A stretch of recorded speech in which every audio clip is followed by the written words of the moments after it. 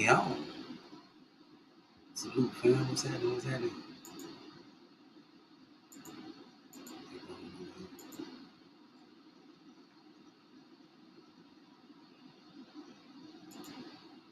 Make sure everything.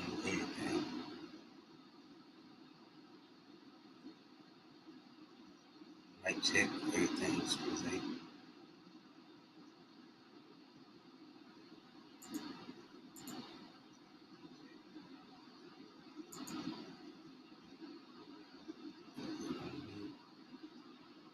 D-Big, salute, bro. What's happening? D-Lo 404 in the building. Salute, bro. What's happening?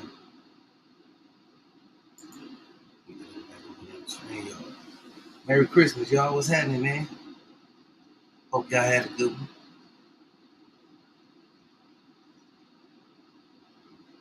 Microphone cool, D-Lo?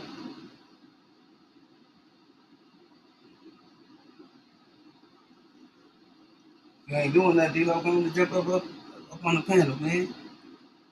D-Big. Shout out to D-Biz and this little protege out there, man.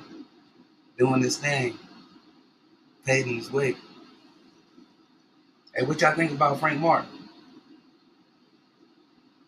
I'm just gonna kick it off. I ain't gonna hold y'all long. Okay, good looking out, D-Lo. Hey, what y'all think about Frank Martin, man? I think Frank Martin looks real smooth, real nice, real fluent. And he got a little power behind him. But I liked it how he looked, man. I like the angles he was using. I like the counter punching angles. I like the different things he was using in there, man. He looked real nice. And he acting like he's ready for anything. Shakur Stevenson, Tank Davis, things of that nature. I want to know what y'all think about them kind of matchups. I see you, D-Lo.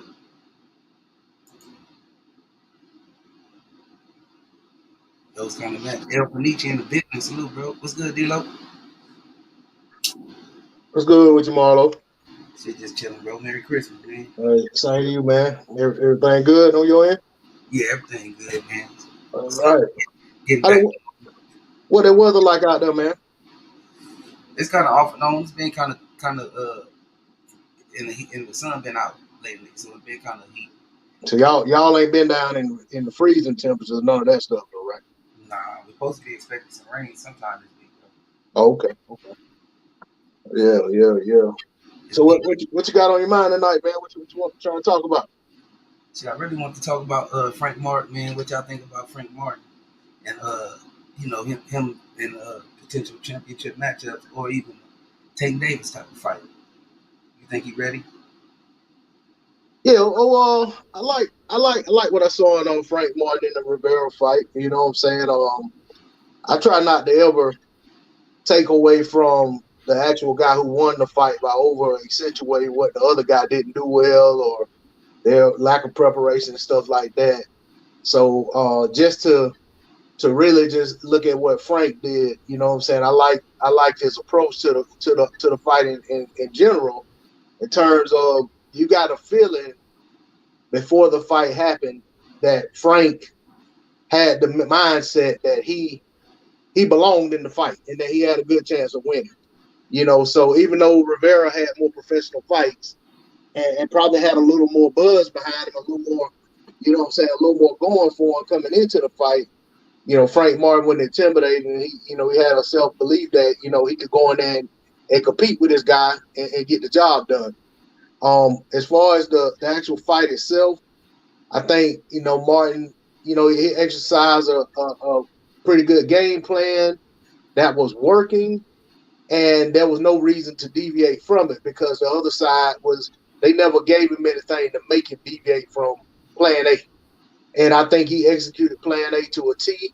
And the few times that Rivera did try to turn up and kind of try to make it more of a competitive contest, you know, Martin would, you know what I'm saying, counter everything that he was doing.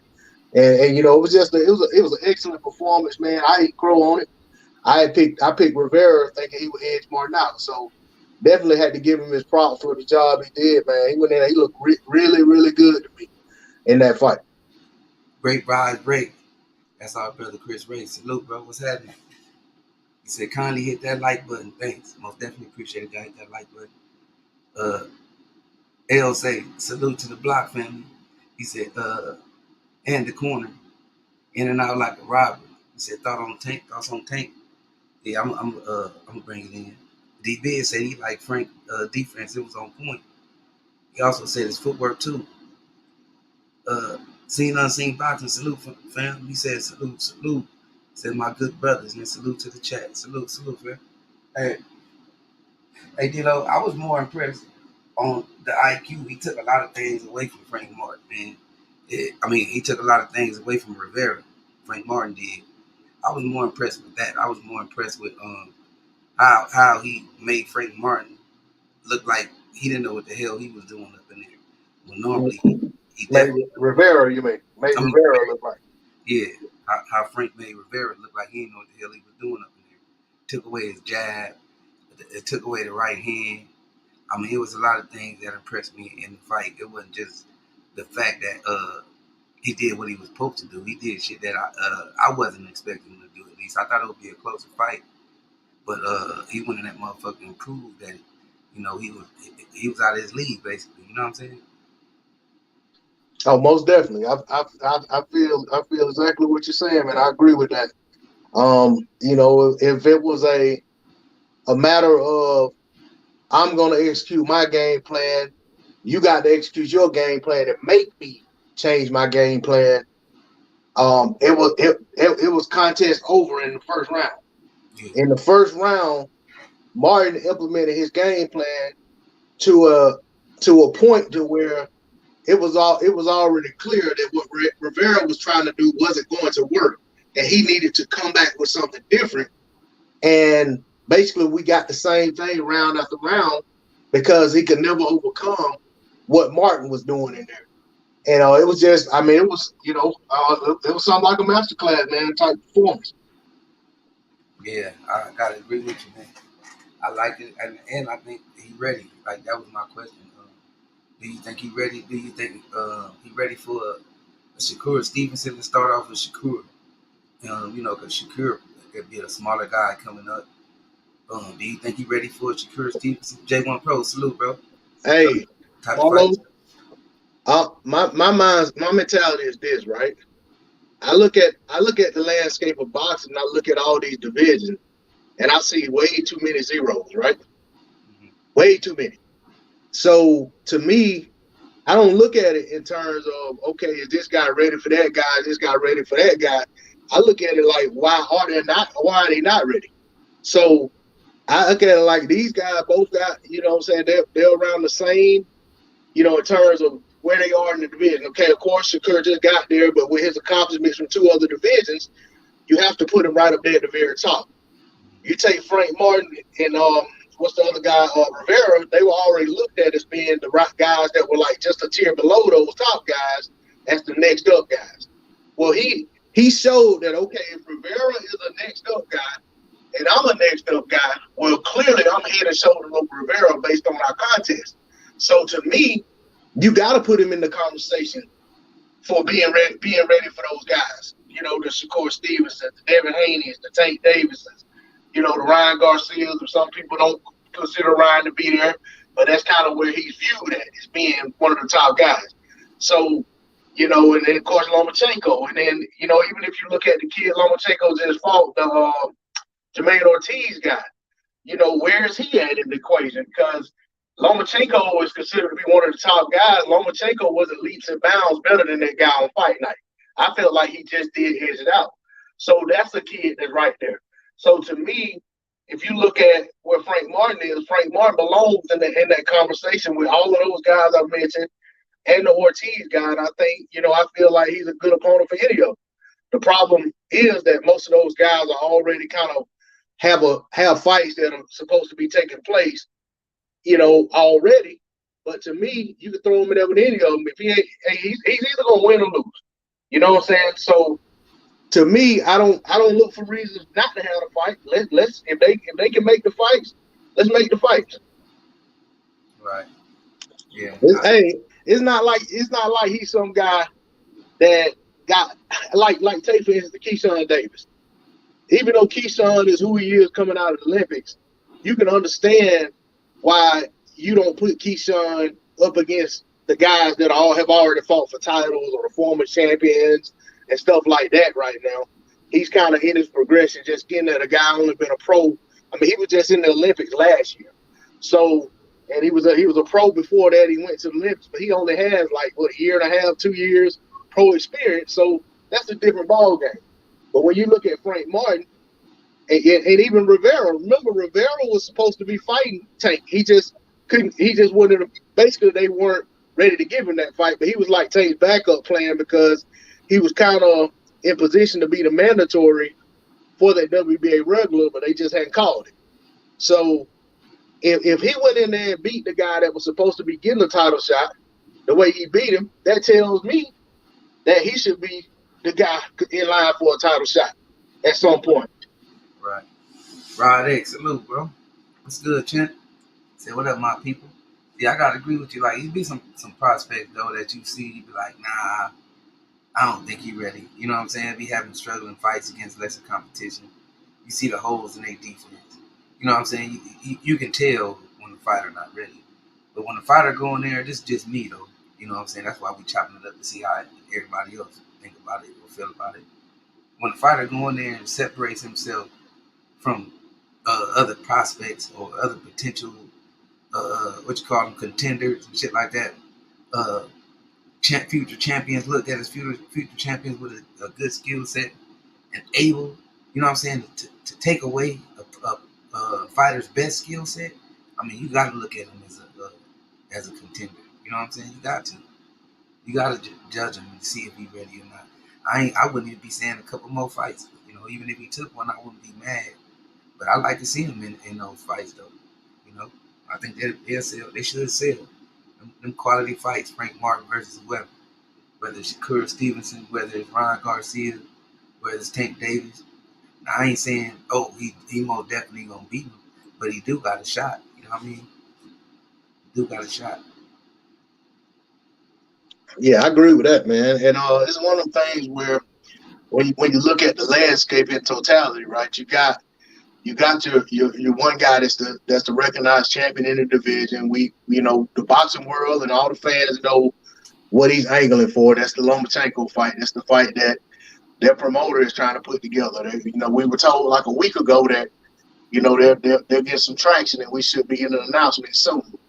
But we also know that the Haneys aren't shy about having a fight pretty much almost done, but they're talking about fighting everybody else. So you kind of have to just wait and see with them, because if you listen, sometimes you'll think that they're not going to fight the fight that you thought they were supposed to fight. They open to fighting whoever else. But I'm thinking that the Lomachenko and Haney fights going to take place. So that's two of the top guys off the table right there. Not to cut you off, just to add on, that kind of makes sense, because I think that's even why one of the reasons he got with Bob is for that fight. So it makes sense. Right, yeah. And it's really a kind of Lomachenko is the old guard. He was the guy that was viewed as the linchpin in the division for a minute. You know what I'm saying? Yeah, he got unseated by Teofimo, but Teofimo moved on. Nobody else in the division has beat Lomachenko. The other fight he lost was in the lower division years ago. So, I mean, Lomachenko still has a lot of name cachet.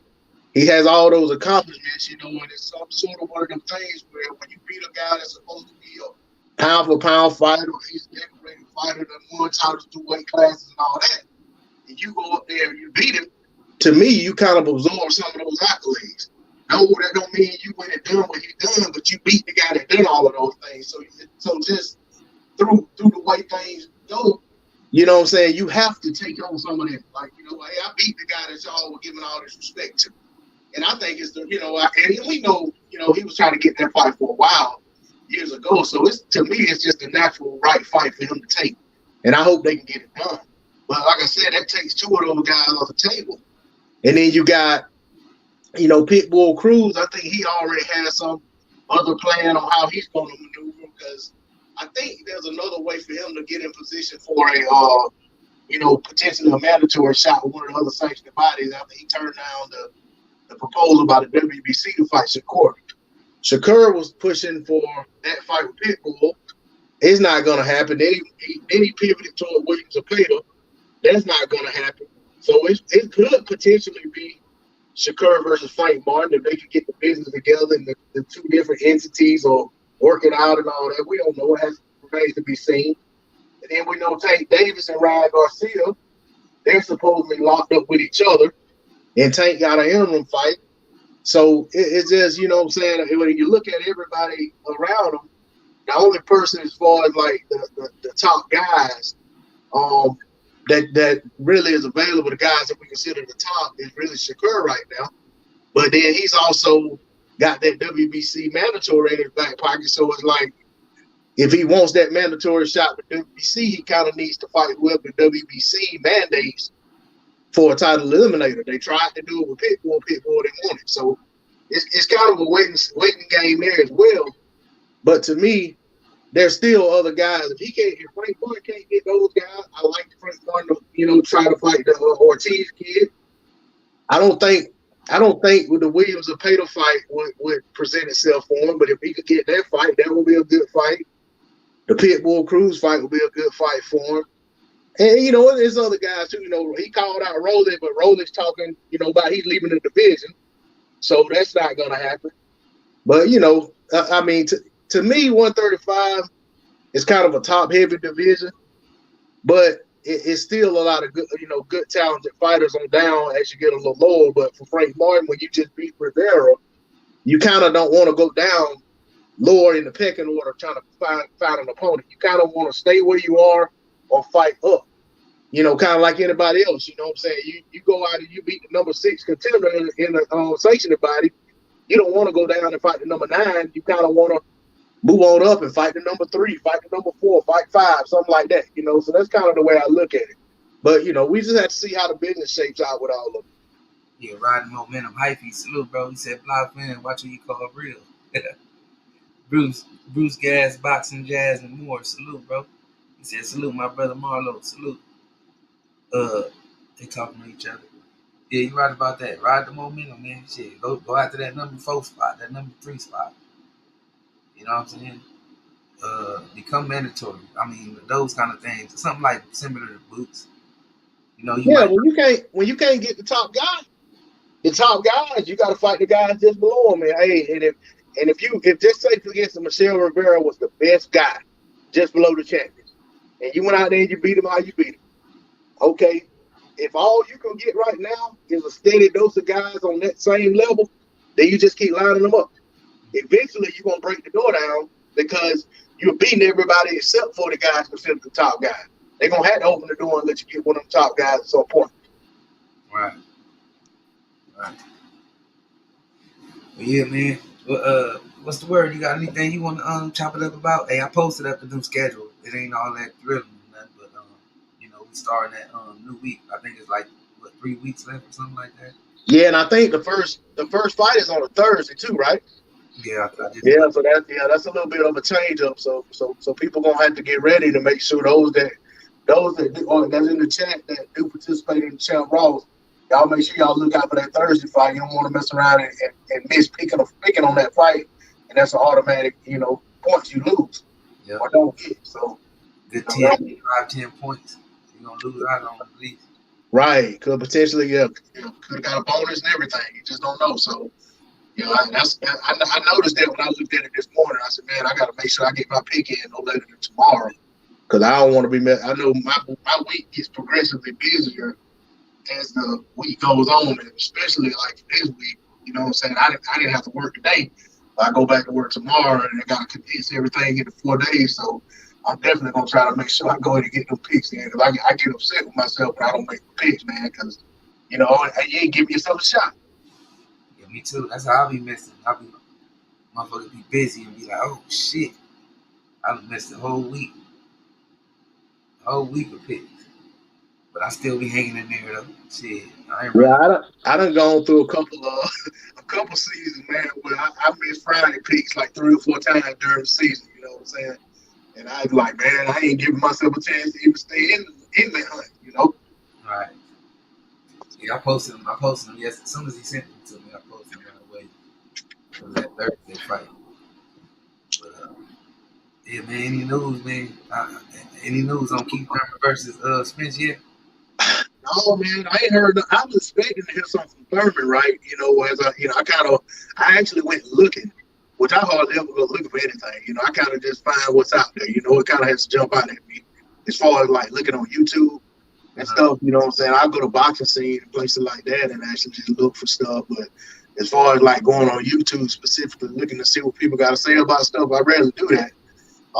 But see, I actually went looking to see was anybody posting anything that Keith Thurman has said since Errol Spence said, came out and made a statement he made about he was getting ready to announce a fight and before he had that wreck, but since he had the wreck, he got to postpone it, and I was like, okay, well, Keith Thurman's probably gonna come out and say something, either for or against, because just say if Spence said he was about to announce a fight and Thurman hadn't got the call, then he would come out and say, well, I don't know who he was fixing to announce a fight against because nobody had called Keith Thurman, so I was expecting that, that to be the case, or if he was, he hadn't got the call for him to come out and kind of validate it and say, I was getting ready to, we getting ready to announce that fight, but Spence got, had his accident, so he's on the back burner. So now I'm kind of just, trying to wait and see what's gonna happen. So I kind of look at it like this: if that really was the case, and who knows what the date was going to be, if he was going to announce it, if he was really going to announce a fight a week ago or this week before the accident happened, he was going to be announcing it this week or whatever. Who to say it wouldn't have been for May? I mean, not May, but March. It might not have been for February. It might have been for March. It might have been for April or something. So, but my thing is, if Keith Thurman was training, thinking that they got a fight coming up, and then all of a sudden it gets postponed, it's kind of, one of the situations where, what do you do? Kind of like the Charlo situation. That's something we can speak on too, I'm thinking. But you got a guy that's ready to, in camp, pretty much, because, they say in camp, these guys, they'll get to a point where they peak. And then that's kind of, they kind of coast on through camp, as they prepare for the fight. But then you got a guy who gets the news that, hey, you're not going to be fighting. This guy has an injury. So then it's like, what do you do? Because you can't just stay in camp and just train. But you can't just give up either and just go back to doing whatever you were doing. So it's kind of like they have to take a pause, kind of reset, rest up a little bit, and then kind of ease back into camp when they get another date. But, so that's the thing that kind of, puzzled me was just that Thurman never came out and really said anything. But, because he's been very vocal when you don't want to hear from him. But, we'll see. I'm kind of, just waiting to see, man. I don't kind of stop trying to guess at what's going on. Hey, Winston Lee, salute, bro. Hey, Jimmy, I ain't never seen you, man, and we don't let strangers up on the panel, man, because, people be doing some weird stuff when they come up here, man. We ain't trying to have that. Hey, bro, so that's somebody in the back room trying to get in? Yeah, somebody named Jimmy. Hey, I'm looking at the chat. I don't even see Jimmy in the chat. You know what I'm saying? Like, it's your channel, no disrespect, man, but I look at it like this, bro. If you ain't even typing in the chat, don't go on somebody's channel, hitting the link, just trying to get in, and you ain't even in the chat showing no love. Yeah, this for the people that be in here, faithfully chopping it up to voice their opinion, man. We ain't on no troll shit. We ain't even trying to play no games, man. We all mature adults over here. Yeah, hey Jimmy, if you got something to say, man, hey, Marlo reads the chat. So if you got something to say, put it in the chat. Marlo will gladly read it. You know what I'm saying? If it's something pertinent to the conversation, especially.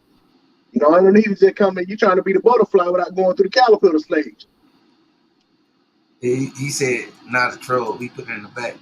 No, that's not. I said, it's not you. That we don't know you, fam. Like, you ain't even type in the chat. Like, you gonna have to come around more often before we just let you on the panel, man. I ain't got time to be editing no videos or none of that kind of stuff. That's all that is. It ain't that you is a troll or not. We just can't trust that. We used to let people on, man. They come on doing some weird stuff. Mess up the whole damn live. Can't afford that, brother. But yeah, type in the chat, man. He left though, but It ain't no offense to you or nobody else who probably listening. You know what I'm saying? If we over here, that link is for people that rock with us, people we know. You know what I'm saying? The people that, you know what I mean, we want to hear their opinion, man. People that's been in the chat. It ain't for no new people just to jump on. I ain't even worried about you showing your face, because you might show your face and do some other shit. Like that one dude, remember D-Lo? Yeah, yeah. And, So, and my thing is, you know what I'm saying, Marlo, like who hey, we on YouTube all the time, right? You know, people know us in different communities and this, that, and the other. But I think it's weird, man, to just go to a chat and then just jump straight on the link. yeah, that's a bad sign to me, too. You know what I'm saying? I wouldn't come over here and do that. You know what I'm saying? Like I'm gonna type in the chat first because I want you to know that that's me. Yeah. You know what I'm saying? I wouldn't just come over here and just come straight and hit the link. I ain't even came in there and said nothing to the chat. Ain't said nothing to you. Just jump straight on the link. And, hey, man, is that you? Give it a motherfucking chance. Is that you, D-Lo? Yeah, that's me. Right. And you know, man, it's crazy. That's why I always turn my camera on anyway, just because I know somebody else could copy my thing and come on in and try, be in the background fooling you like it's me. Flat Out TV, salute, fam. That's another good brother, y'all. If y'all ain't subscribed to Flat Out TV, support the brother Flat Out TV, man. He a good brother. He give his honest and own opinion. You know what I'm saying? Yeah, I just subscribed to the brother. That's another good brother. You don't have to agree with everything. He give it how he see it. He ain't with the bullshit. But yeah, though, D-Lo, you was talking about the Charlo situation. What you was talking about, the broken hand? Yeah, I was just saying, that's a similar situation. Even though I didn't bring that up for that sake, but that's a similar situation where you got two guys been in camp. Now, one of them, of course, Charlo, he's injured, so he knows what he can and can't do. So he's just kind of pulling back, taking care, letting his hand heal, so that he can go back in the camp whenever they get everything rescheduled or whatever. But then you got Tim Tszyu, guy who been, what I'm saying, basically sitting around waiting on this opportunity, went into camp, because I mean this fight been announced for months. I think this fight got announced 6-7 months ago. You know what I'm saying? Or basically the time frame came out when they were gonna have the fight. So here it is, finally get to the place to where they're about to get close to fight, to the fight date, and then the opponent, or the champion, what I'm saying, the other guy has a hand injury. Now y'all can't fight. So now what does Tim Tszyu do? From what I actually saw on a video a few minutes before you went live, he's talking about fighting other some of the other contenders. Some of the guys that's in close to position for mandatory, that he gonna try to get a fight with one of those guys. I guess he don't want to waste a training camp, and he probably wants to, not to put it that way, but he probably wants a payday. The guy had fought but once. He didn't fight but once last year. That was the Goucher fight. So I'm pretty sure he wants to get an opportunity to get in the ring and get him a fight in, you know what I'm saying, early part of the year. Stay busy type of fight. Exactly. Yeah. Superman, welcome to the gym the first time. He said, I've seen your show a few times. I saw the link and thought it was an open panel. I usually jump on different panels and talk boxing. Okay. I don't know you, but I hope you heard me. Like, it ain't you. It's just for the sake of how we get down over here in the gym. That's just how we roll, fam. Like, it ain't you. We already done tried that open link to everybody before, and it didn't work out right. So now it's to the people that come around. You know what I'm saying? And talk. Some people come in and show their face and still be on some weird shit. Yeah, like Marlon said, man, just keep coming around. Just keep coming around, type it in the chat, engaging with other people in the chat, man. It ain't about you. You don't have to come over here and agree with the opinion of the people on the panel. You know what I'm saying? You to be able to stay in the chat. This ain't one of those chats where if we talking about we think such and such beats this person and you have a totally different opinion, somebody in the chat gonna block you. It ain't that type of party. And the same thing about getting on the panel. You can get on the panel and disagree. Me and Marlo disagree with probably 99% of the time when we get to talking about Terrence Crawford and Errol Spence Jr. But we still get on here and show each other respect. And he don't kick me off the panel. He don't block me. He don't take my rents, none of that silly stuff. Nah, this the gym, man. You know what I'm saying? We're gonna treat it like that. Everybody got rules that we all agree to. We just abide by them, man. Our opinions is our opinion. We're gonna keep it respectful. We don't have to agree with each other. It's all love over here, though. But he said, "I got you, bro." He said, "A lot of weirdos online. No worries. Happy holidays." Yeah, happy holiday. Hey, Merry Christmas to everybody that just joined in and didn't hear me say it earlier. Trey X in the building. Salute, bro. What's happening? Salute, salute. Microphone check. How I sound? You sound a little low. Yeah, he sounding low, bro. Salute though. I sound low. How I sound now? Yeah, You just came in. Say something else. microphone check. Yeah, you sound better now. Man, I guess I gotta have this motherfucker turned in close and shit. Well, salute to y'all, boys, man. What's going down? I've been over here having hell, struggling to get this shit to come through my headset. What's going down? Shit, we just chopping it up, chilling, man. What's good with you? Merry Christmas. Yeah, Merry Christmas to you, man. I just checked the damn stats and shit, and I seen this boy Nick Foles just went out there and threw 3 interceptions for his boy Trey X. You know what I'm saying? Against these Chargers, man. I had them Colts and 4. Yeah, man, been a little bit of a struggle over here with my headset in the football game and shit, man. What's going down? Man, nothing much. I'm watching the same thing, man. That motherfucker look like he in high school playing to get some pros. Hey, that's gonna be one of them games where they put at the end that he the most valuable player for the other team. Yeah. We talking about just to catch you up. We talking about Frank Martin. How he looking? How you think that he compared to Shakur Stevenson, Tank Davis? You think he ready to step up out there and get up in the ring with one, either one of them, either Broly, no matter which one, but the top contenders? How you think he feel after his? He'll whoop Rolly ass. You know, Rolly ain't got but like 30 amateur fights, so he'll go out there and get his ass tore off the frame. But he match up well with all the other guys, man. They all about on the same level except for a few standouts. Like Shakur Stevenson and Keyshawn Davis, we say they standouts because they whooping ass on the international level. But when it comes to the other guys, like let's say a Devin Haney, uh, Ryan Garcia, um, shit, I can't even think right now. But y'all know what I'm talking about. The dudes that was doing it big on the national scene, he on their level. That's why I put them all as 3.5s on my pedigree scale. You know what I'm saying? So he can go out there and do his thing, man. He a southpaw. Um, he looked pretty good in his last fight. Even though, like my boy D-Lo say, I ain't trying to really just put too many cables on that though. I mean, the man that he beat had 30 amateur fights. He was 26-4. And if you ask me, he looked like it. You know what I'm saying? Michelle Rivera did not impress me except for his toughness, though. I give him that. If it was somebody else, they might have got stopped. But I never saw a look of panic or nothing on his face. If you ask me, I think he got a pretty good poker face for a fighter. Matter of fact, I was calling that shit when I was calling the fight. I was like, yeah, he still look he look composed though, and all that kind of shit. But he I still got him like a 1 on the pedigree scale. So when I see Frank Martin beat somebody that's like a 3.5 or something like that, I'd be a lot more impressed. We could put some cables on that. You know what I'm saying? But I just keep shit in perspective because he was a 2.5-1 favorite over Rivera. It ain't like he was an underdog or some shit like that. I mean, it's a fairly impressive win, but it ain't like he went out there and beat a world beater. But I just want to see these guys fight each other, man, so we can really just see what's going on instead of having to do all this speculating all the time on what would happen and all that kind of shit, man. Let's see what will happen.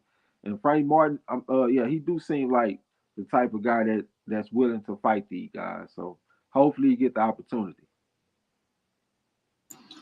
Yeah, I agree. Lil Rock, salute, fam. Salute to everybody in the chat. Those Brown say salute, fans.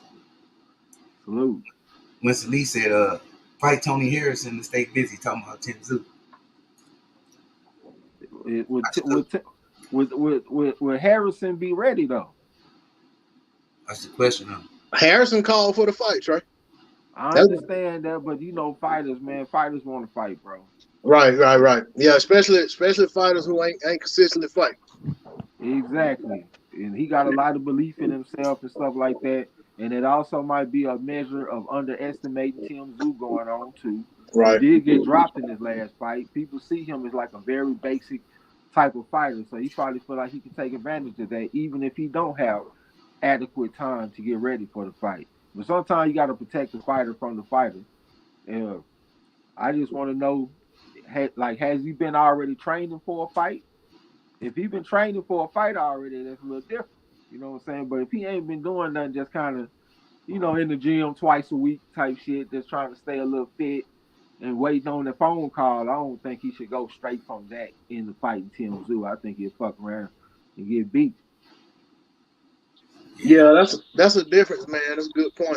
That's a difference between being a guy that's training for another fight and then getting a call and pivoting from, okay, I was going into this fight and the camp might have been for that guy, but now we're gonna shift the focus to this guy versus not being in camp at all and just trying to stay in the gym and stay in shape and working with other fighters. And then all of a sudden you gotta get in fighting shape and get fight ready in a short period of time. That does put most of these guys at a deficit. I think the one thing with it being Tim Tszyu that I think maybe some of these fighters look at it the same way we do at times is that he is the son of a very decorated fighter. So, sometimes they look at those guys like, well, this guy ain't in it for the reasons I'm in it. You know what I'm saying? They may think that. I'm not saying that it's true, but they may look at it like, well, this kid didn't grow up like I grew up. This kid didn't go through the amateurs the way I went through the amateurs because he didn't have to, So maybe some of that stuff makes him also look at Tim Tszyu and say, this is the kind of guy I can take on short notice. Or he fooled or something. Superman said crazy theory with Charlo injured. He said, can Bud move up as the WBO 147 super champion and face Zoo for the WBO 154 interim title? Then winner faces Jamil Charlo for undisputed at 54. If no EJ, Bud should. What y'all think about that? That's the dude that was trying to get on the panel. Yeah, I think so. That motherfucker talking boxing. Mm-hmm. Yeah, that shit sound like a good idea. Tim Zoo ain't just one of them super huge, super welterweights either. He only like 5'10". You know what I'm saying? A lot of these super welterweights, man, y'all know they be big as a motherfucker. From Jared Hurd all the way, Sebastian Fundora, Jamal Charlo when he was at 154. I know he gone now. Even Andre was at 154 at one point. You know what I'm saying? Like the motherfuckers be having some size at that division. But Tim Zoo is one of the smaller ones though. I've been talking about a little bit recently. The division seems to be shrinking a little bit. Like a lot of the guys is pretty good fighting at the division. They ain't them big, huge Jared Hurd motherfuckers no more. They getting a little smaller. You know what I'm saying? So it's a few examples like Estanio, Madrimov, this kid right here. It's a few of them that I can name if I sit here long enough. But I think he's small enough that Crawford could beat the motherfucker. And he's simple enough too. That's right up Crawford alley, that type of fight. I swear to God. Yeah, I was gonna say, man, like to me, I really, you know what I'm saying, I can see that. I ain't gonna see how it could work, but I'm not pushing for, you know what I'm saying I want to see anything that's gonna put us further away from Spence Crawford happening. But at the end of the day, these guys gotta go out there and get the fights they can get. If there's a fight that makes sense to them and they want to do that, I can see it. But at the same time, Tim Tszyu is also affiliated with the PBC, so I can see that being an issue. As far as like, no, you interfering with plans we already got set in place. It ain't finna happen. You know what I'm saying? So I can see it. That getting gated right away. It ain't gonna go down. But as far as like, from a matchup standpoint, I think that's a winnable fight for Crawford. I think it's a good fight for Zoo if he can get it. I mean, it's a big fight against a guy with a lot of name recognition. But I don't see it playing out that way. I don't think they'll do it. But I will say this to your point, Trey, when you were talking about the division getting smaller, just something that I stumbled across in a chat last night. Somebody was saying that they thought that it could be a possibility that Castano could end up fighting Fundora. And I thought just the thought of that fight just is absurd. You know what I'm saying? Just because Castano was probably one of the smaller guys in the division, being listed at 5'7", and I question that. And then you talking about Fedora, who's a giant for the division. So, it's just one of them things where, the division's shrinking, but then you got this one guy that's just he's even more bigger than the notable guys in the division, because the guys that were the bigger ones, they kind of done moved on. You know what I'm saying? So it's just one of them things, man, where, Tony Harrison being who he is, that was one of the fights that people were talking about he could potentially be in, was the Fundora fight as well. So that's the only thing that made me wonder if Harrison may have been actually in account, because they were, thinking about potentially making that Fundora fight. If he in some kind of shape, that would be an excellent replacement for us boxing fans. I think that we'll be pretty interested in Tony Harrison versus Tim Tszyu. That's a pretty good fight. Yeah, I like it. I like it a lot, man. It could be one of it definitely, for a guy who is a former champion, who gave the champion, two pretty good fights. Even though one of them he lost by stoppage, for him to get an opportunity to go in there and beat a young up and coming guy who was in position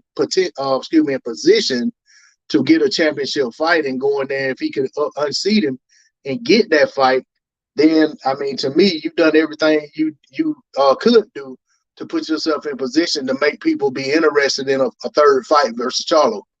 So to me, I feel like if that could happen, that'll be the best thing that could happen for his fans and for the division. I don't think he'll do that unless it'll be a guaranteed Charlo fight. I don't think he'll move up. I heard him saying something about because I remember EJ had an interview, and he said that Charlo ain't gonna fight, but before I fight him, it ain't no way it's gonna happen.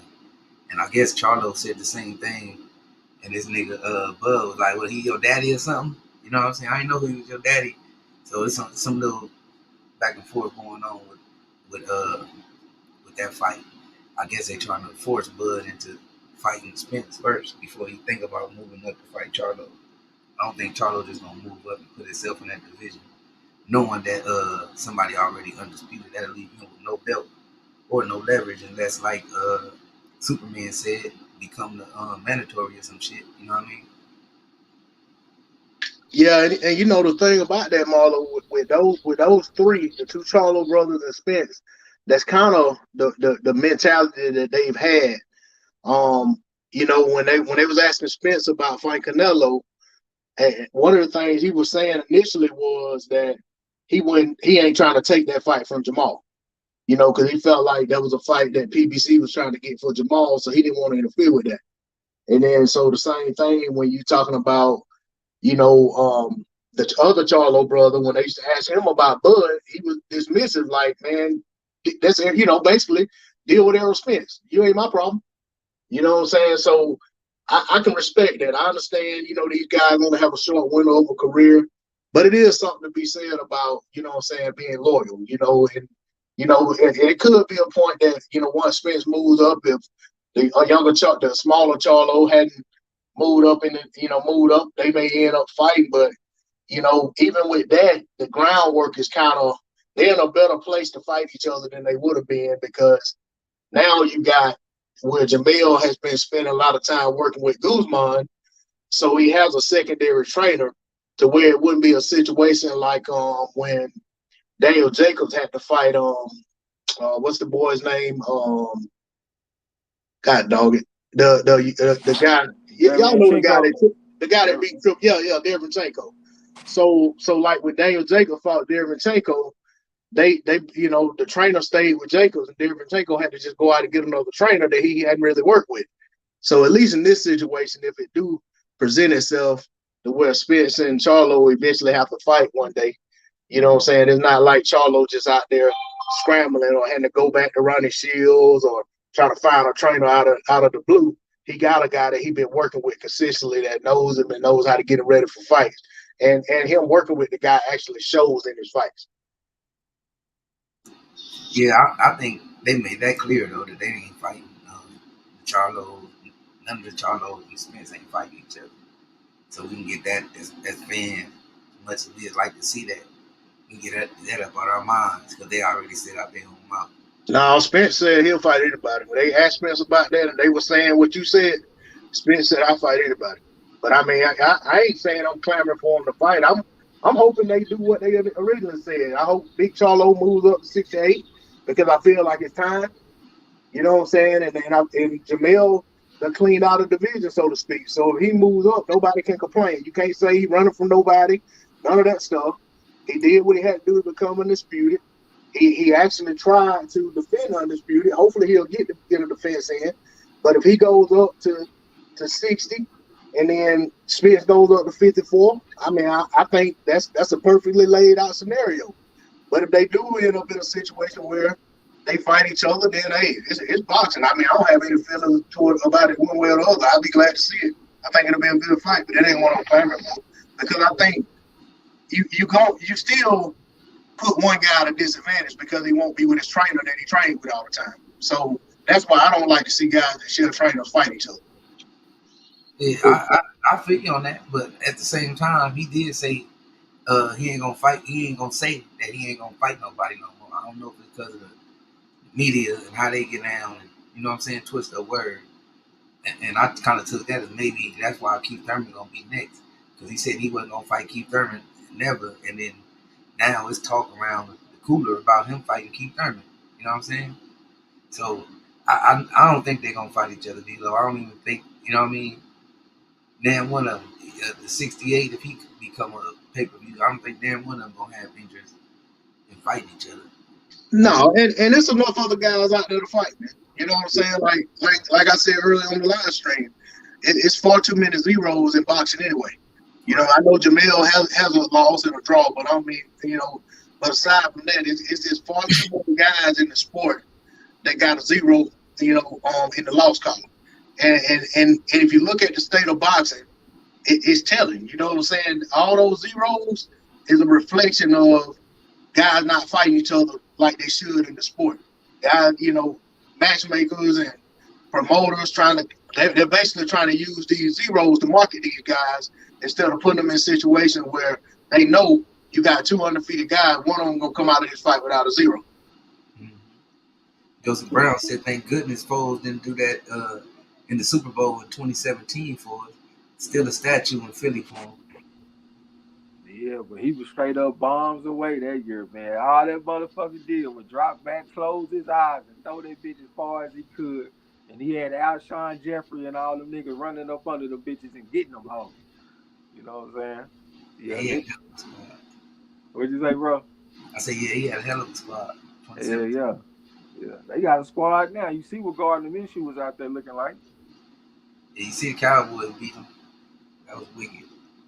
Beat them, man, but we still got a little fortunate, though. We converted a 3rd and 30.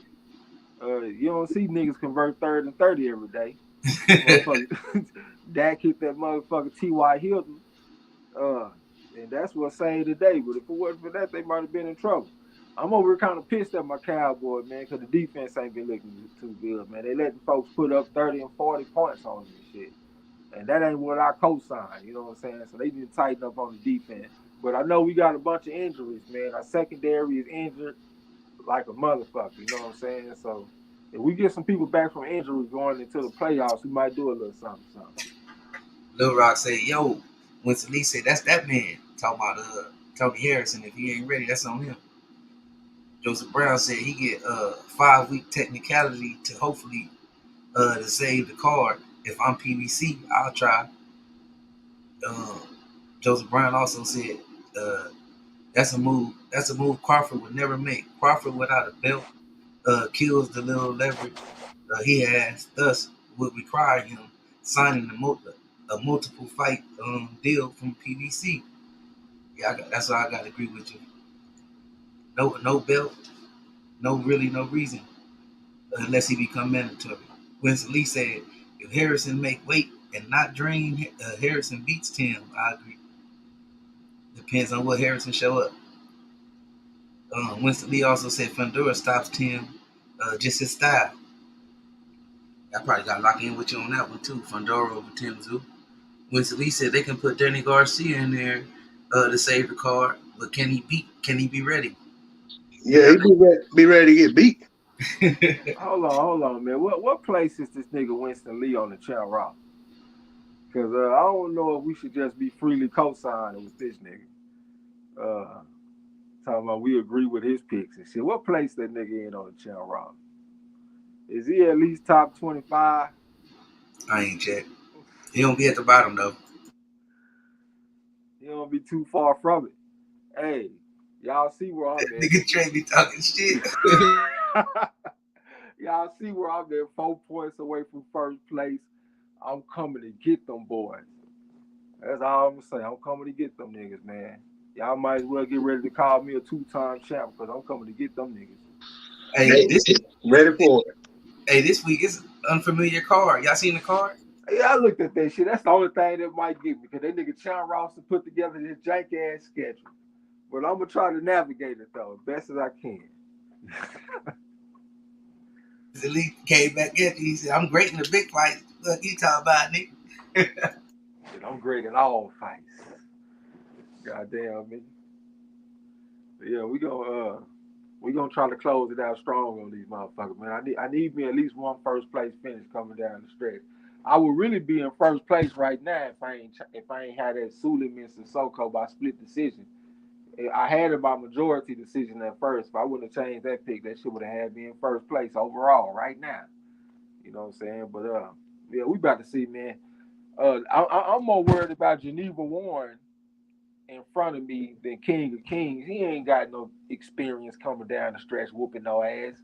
And King of Kings, he gonna have to show something to me because he was ahead of everybody by like 80 points, and he gonna let us all walk him down like that. And then that dude in first place, Camille Dusky or something like that, I ain't never even seen him before, I don't think. So I don't think he got the experience to come down the stretch and do nothing. But the people that's behind me though, Nick Harmer, Jesse Aguilar, Mark James Knowles, Michael Jersey, they all like within 20 points behind me, and each one of them motherfuckers have won a championship before. So I'm more worried about them and Geneva Warren than anybody, because Geneva Warren, she be in the mix every season. You know what I'm saying? I'm talking about top 5 type shit every season. She might be due for one. This might just be her time. This might be the time for a first woman to win that bitch. You know what I'm saying? But I'm damn sure gonna try my best not to let it happen.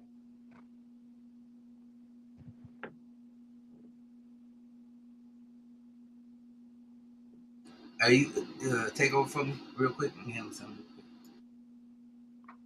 Alright, let me turn this shit on. Dito, what's up, man?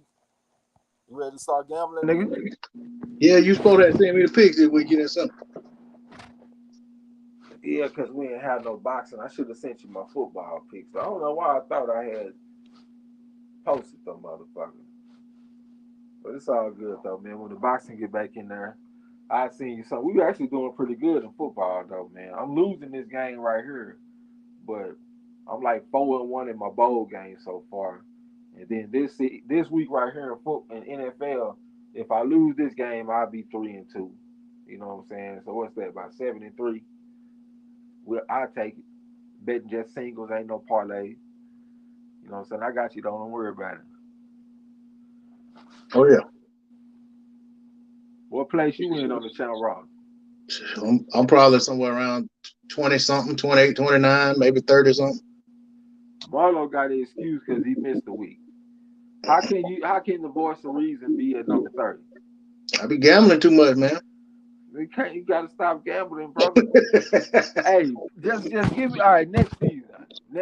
Just give me one full season of you just being the voice of reason. Yeah, Gambling and all that. I'm gonna come back with something. We say that every season. I'm talking about this season. I want you to actually come back with something, show them something. Yeah, I actually been more consistent with getting my picks on in this season more so than any. But I think I kind of got to where I've been rushing, just trying to make sure I don't miss, my Friday picks and stuff like that. So you know what I'm saying, but it's all good. I mean, I made some picks that I thought, you know what I'm saying, were sensible picks, and the guy just went out there and lost. You know, like that dude that who leg messed up on him over there in the UK. I know everybody was picking the other guy. I think it was in Dubai, but everybody was picking the other guy. But I felt like that dude had action at winning, but then something happened. Well, I don't know if something happened to his leg, or the other dude hit him so hard he messed his leg up. I forgot what his name was, man.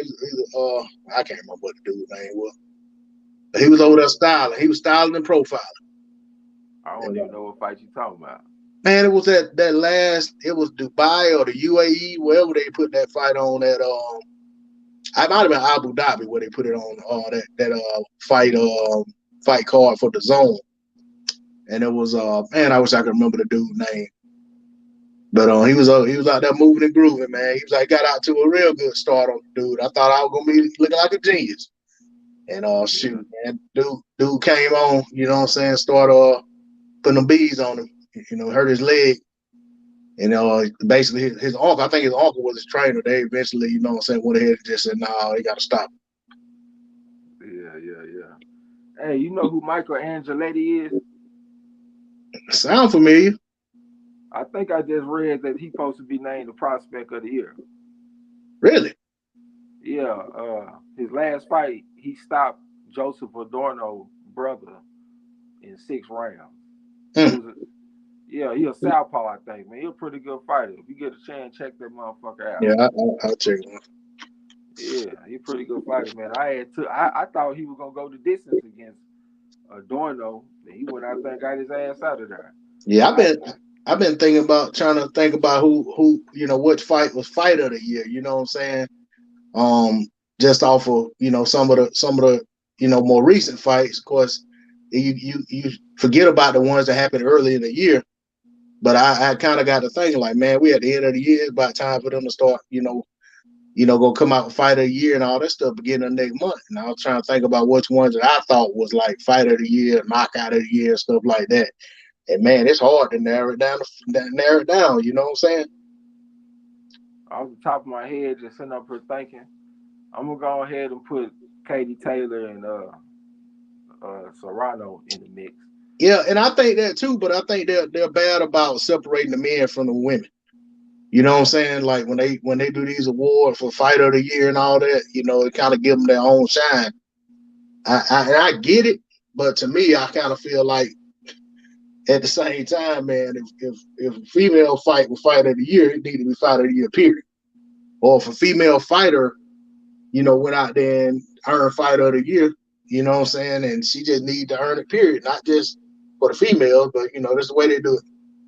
Yeah, I mean, I guess technically it's a different sport. I think it's cool to separate them because it's not exactly the same. Right. That's why I said, technically it's a different sport, so I understand. Yeah, they got too many rounds and shit. That's just the main thing for me. Yeah. But if I'm looking at fight of the year, I might have to go with Charlo versus Castaño. That was at the beginning of this year, wasn't it? That was I think it was May. I'm talking about part 1. Oh, part 1? No, that was no. Charlo only fought one time this year. Okay, well, never mind. That would have been the year before. Yeah, never mind then. Yeah, I like that Lee Wood and Conlon fight. That's what I'm gonna name next. Yeah, I like Fury Wilder. I think that was this year. I might be wrong. Maybe that wasn't. I think it was. I think it was January, I believe, or February. Yeah. That's another one that jumps out. It was another one that was a real. Fury Wilder was this year? Yeah, was it? Nah, Wilder had like a long layoff after that Fury fight. So when did they fight? And he just fought this year. Probably last year, early last year, probably. Early last year. I believe, but it would have had to be late last year. For at least a year, if I'm mistaken. I don't think he was out for a year. I remember thinking that. Then I think he was out by 8 months. Hold on, I'm trying to look it up. It was last year. It was October last year.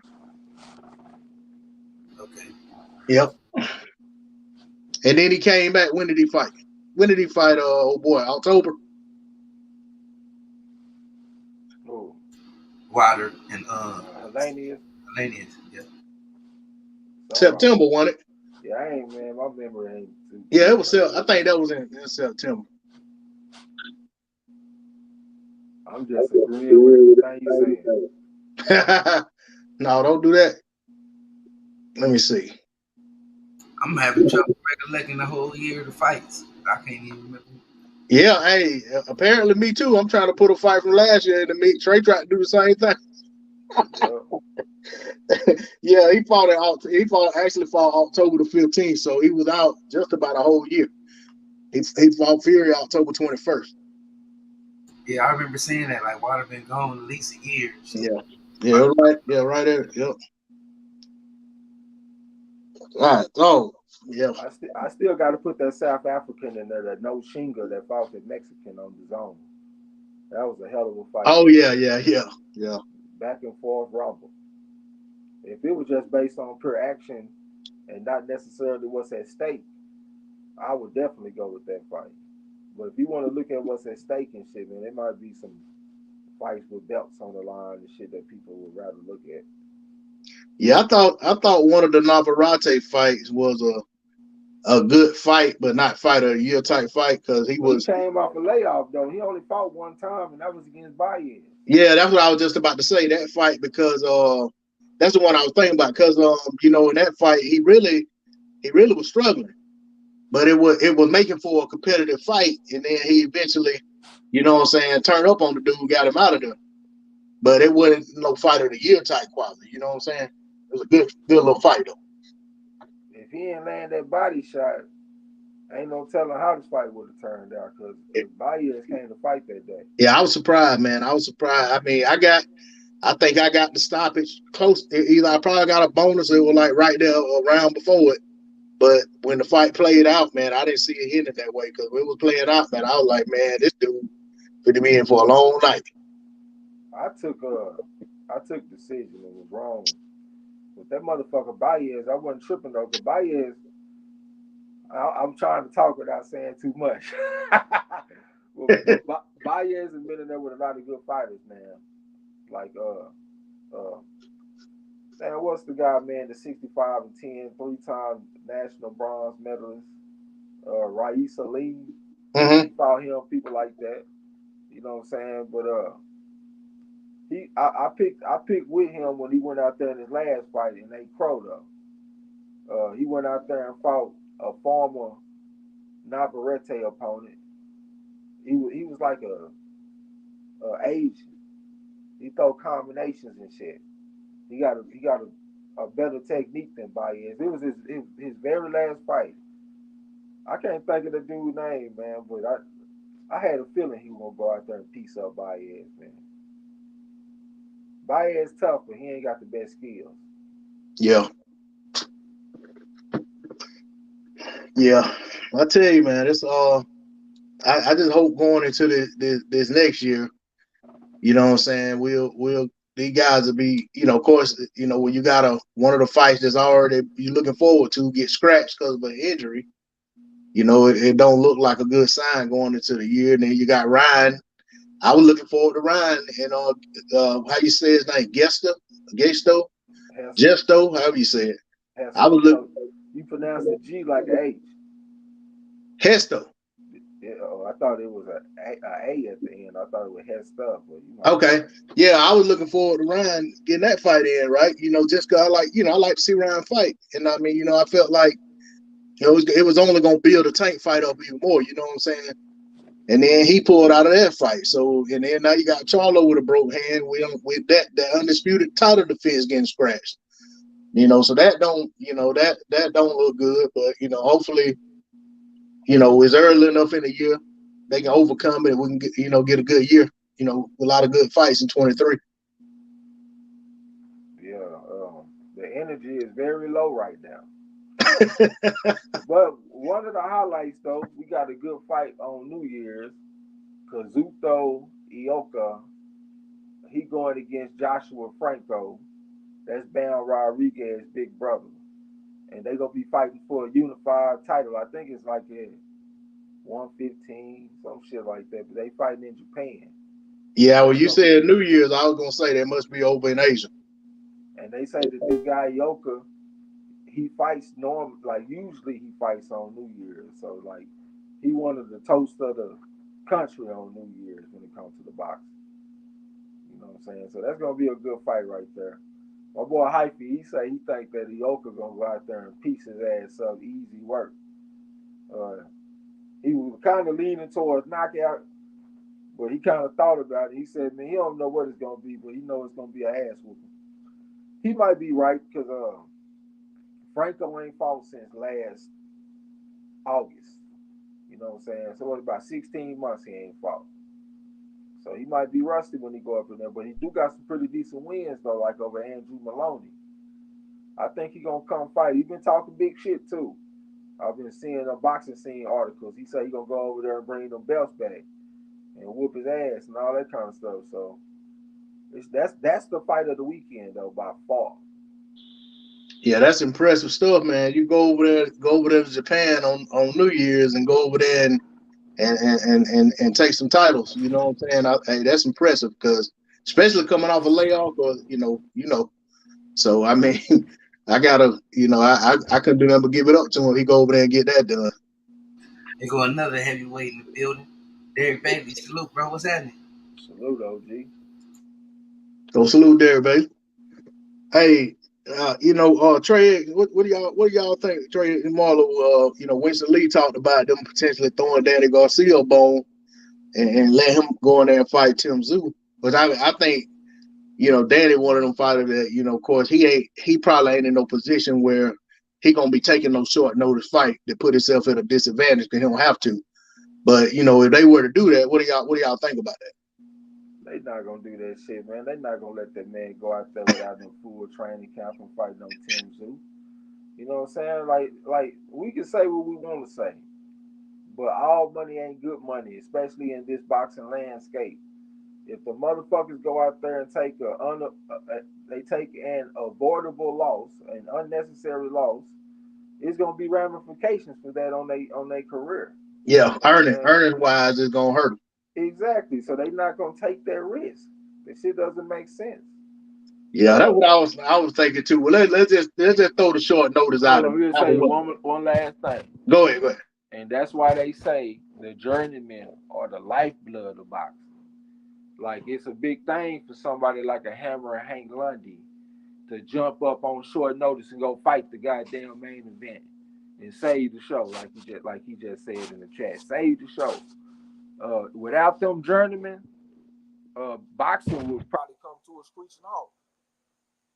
You know what I'm saying? Yeah, I agree, man. I was trying to think of who it was a couple.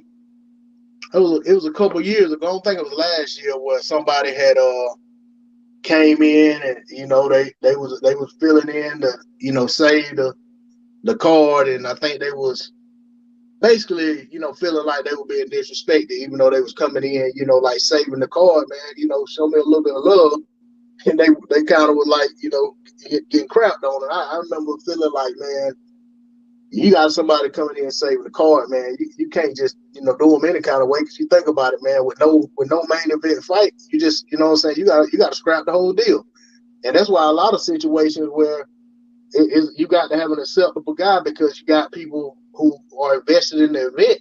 They're not gonna just take anybody. You know what I'm saying? So you got to have somebody with some kind of notoriety to him. That's why I thought Tony Harrison, if he's willing to do that, that'd be a great opportunity. But Tony Harrison is, when you talk about the hurt from it, I think Tony Harrison is less in a position where he could afford another loss, even than Danny Garcia.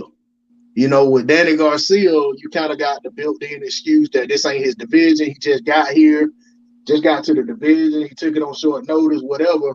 Plus, he Danny Garcia, he kind of got a bigger fan base in terms of he done bigger fights and could kind of overcome it even more so than Harrison could. But if, like you said, if Harrison takes it, that's on him. Hopefully he been in camp.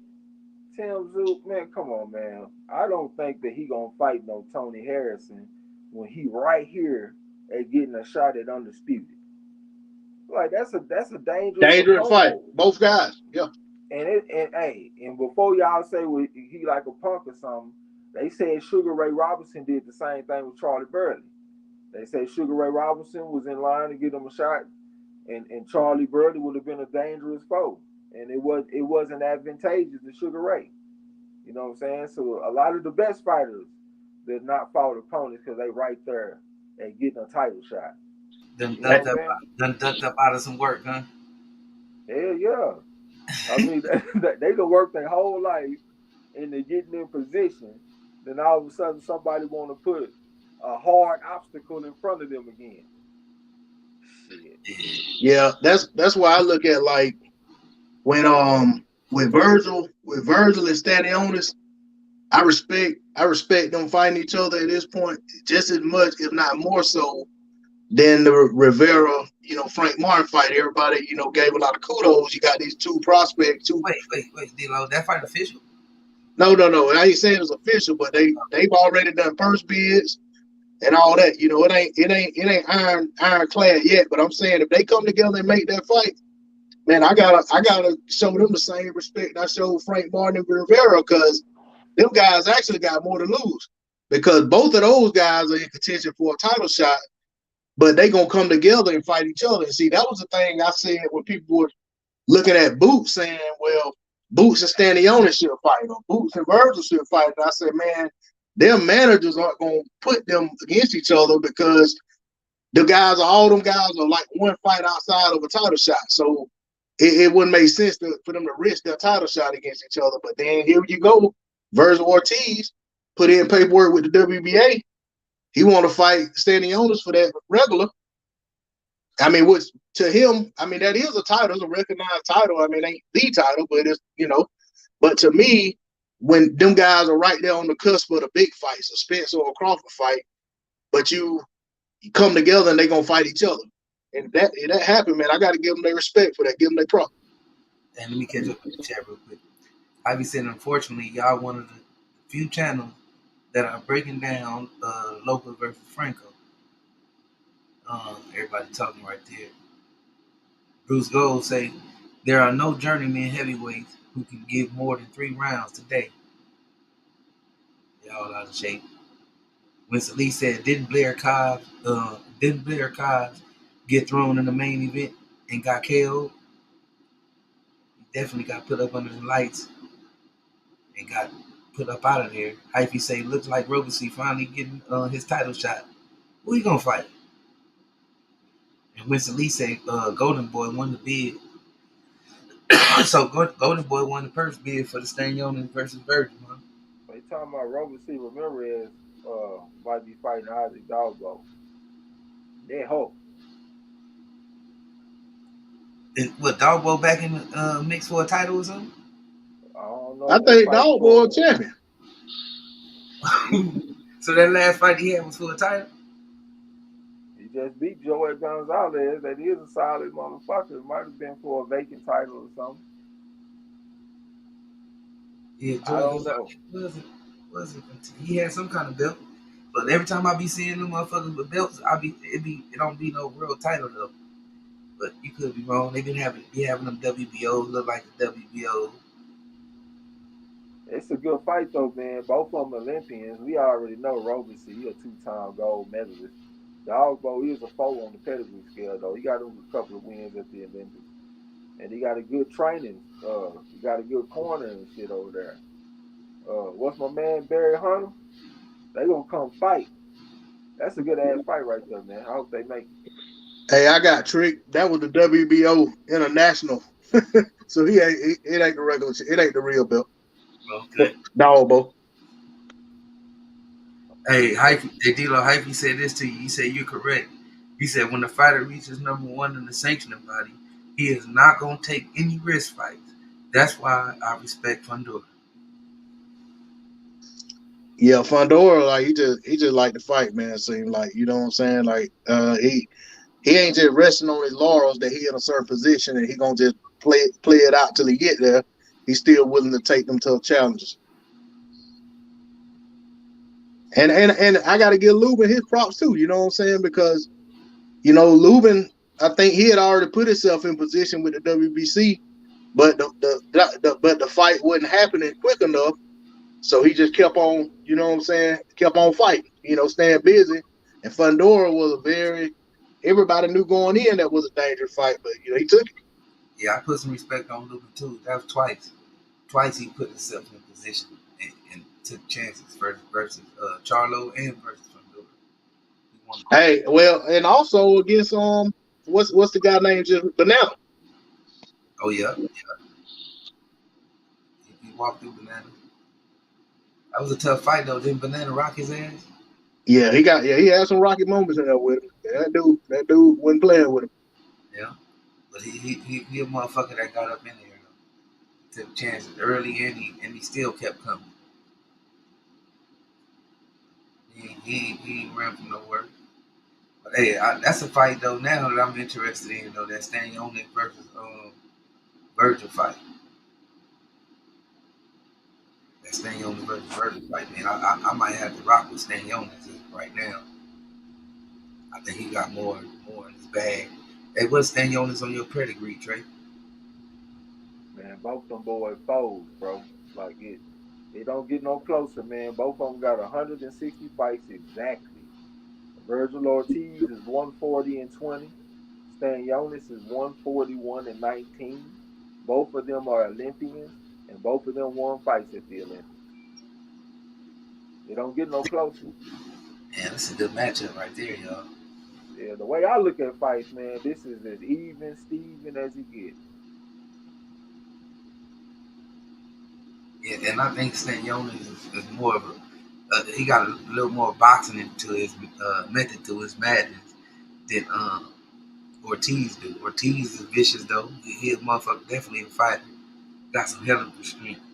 But I think Stanionis is more tougher, man. He got a little more method to his madness. He don't just he hit hard, but he used other tools to break the motherfucker down. Besides just coming forward and letting your hands go. And I be seeing Virgil ass tend to be on his back foot a lot. End up, I think that'll be dangerous fucking with a Stanionis. You know what I mean? But what y'all think about that matchup? I think Virgil got the better hand speed. You got the better jab. You got a nice left hook to the body. Both of them do though, really. Um, I kind of lean toward Virgil Ortiz. I really like his jab. I think Virgil Ortiz probably got the most underrated jab in boxing, and I think he'll be able to out jab. So I take Virgil.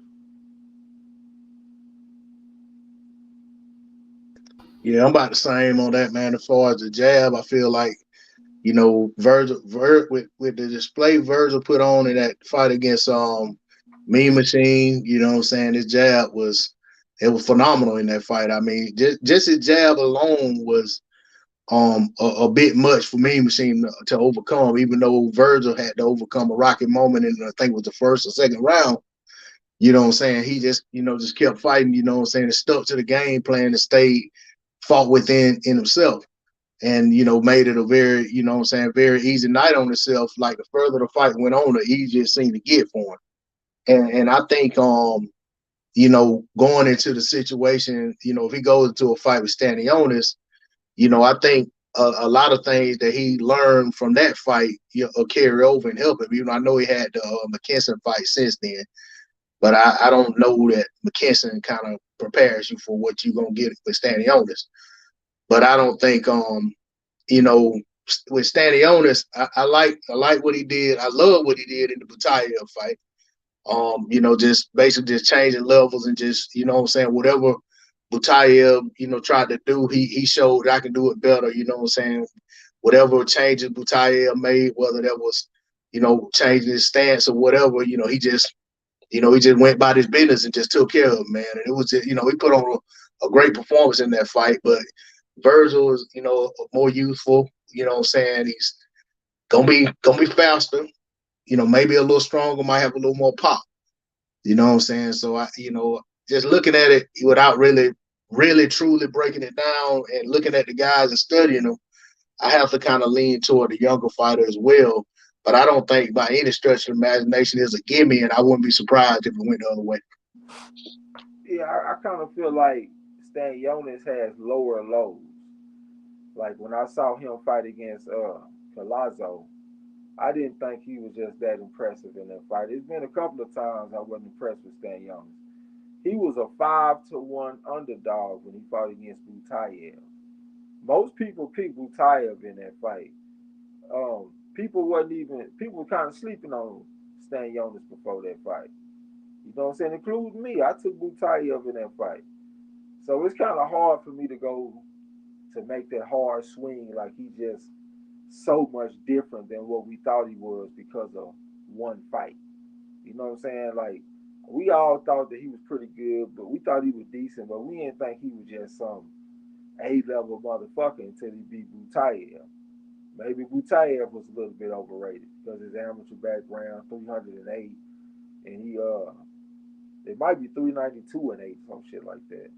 And he went out there and stopped Jamal James, which might have been an overrated victory in itself because he wasn't just no standout motherfucker. I think we might have put cables on that shit. But just about every single time I seen Virgil Ortiz, I've been impressed with him really. I just saw him take some shots, but I kind of like to see a guy take a shot every now and then. Let me see how good your chin is. Let me see how much resiliency you got. Are you a Kerr or are you going to come back with something? And I can't see that unless you go through some adversity. So I'm not going to hold that against him. I think he done fought some decent guys. He fought Antonio at Royce. That's a pretty good win for him. He fought my man Maurice Hooker. That was a pretty good win.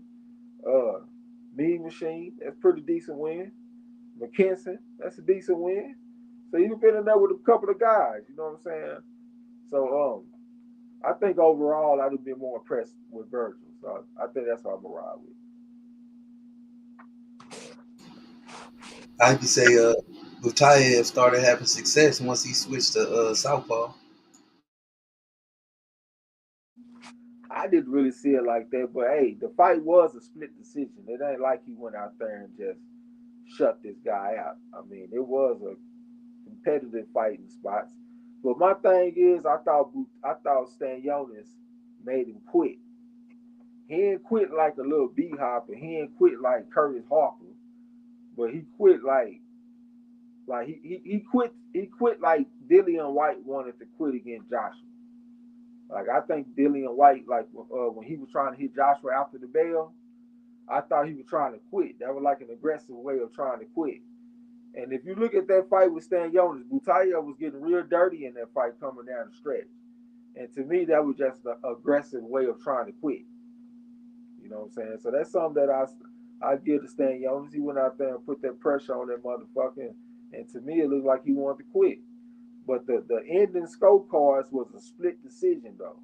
So it was one judge felt like Butayev won the fight.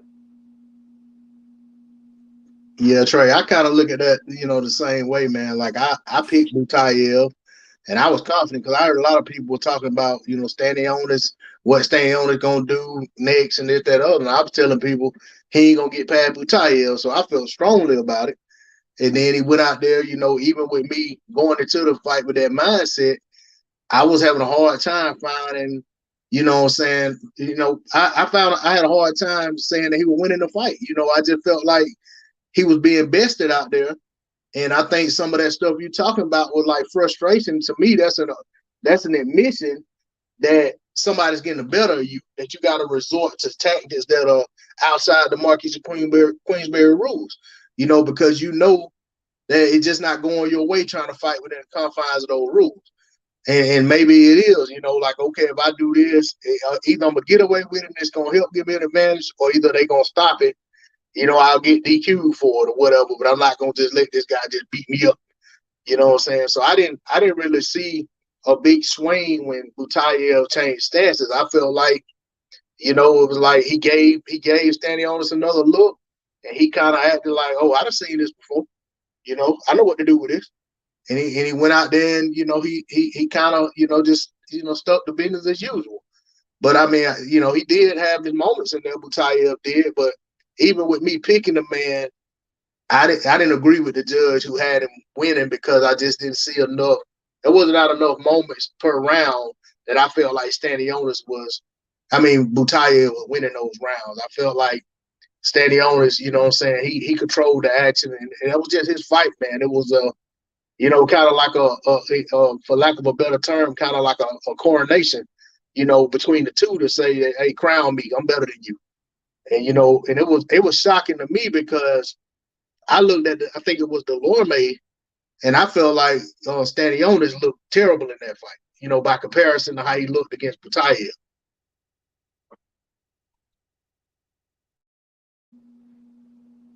I'm with you. Yeah, I'm with you like a motherfucker. What this motherfucker hype say?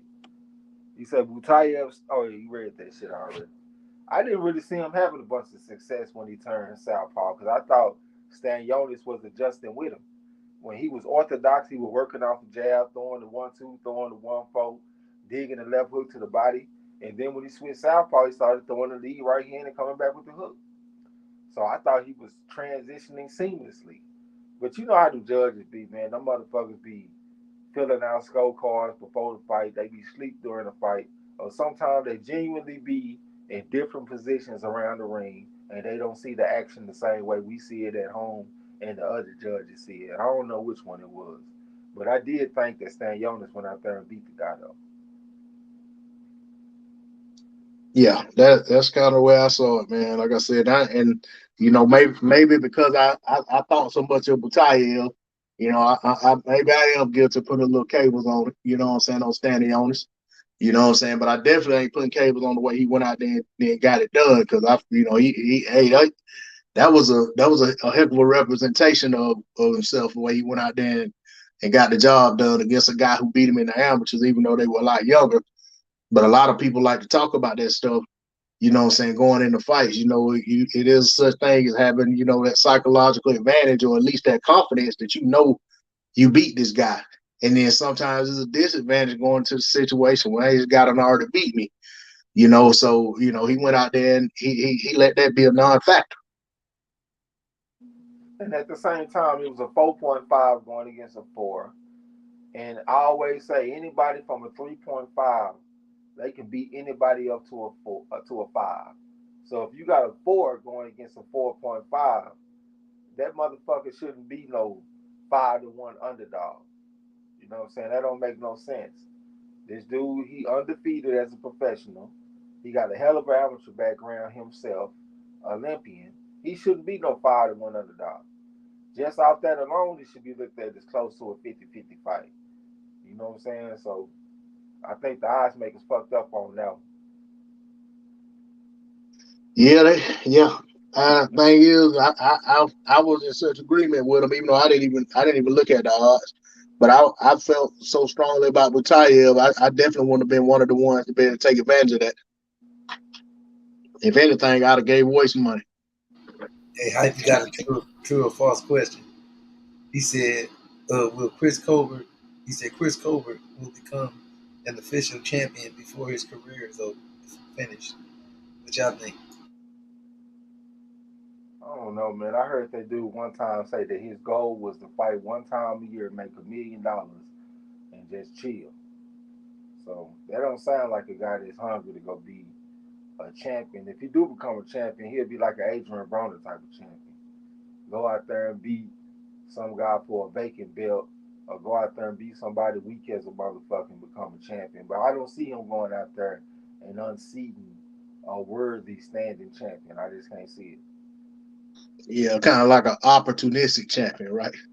Yeah, go fight Alec Verdiev. Opportunistic title challenger. Go fight Alec Verdiev or some shit like that. Or be Mikey Garcia fighting against Dejan's Latichinin type shit. Yeah. And the thing about it, man, with Colbert, you got to look at the weight classes he around, right? He's not going back down. So you're talking about 130, where, what I'm saying, right now, the guy that was looked at as potentially the best guy at the division has moved up. So that left 2 vacant belts. So if he stays at 130, is a possibility.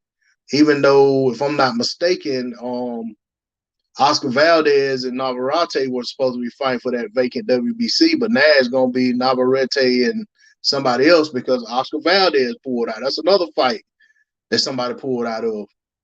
And I think that fight was supposed to be early part of next year.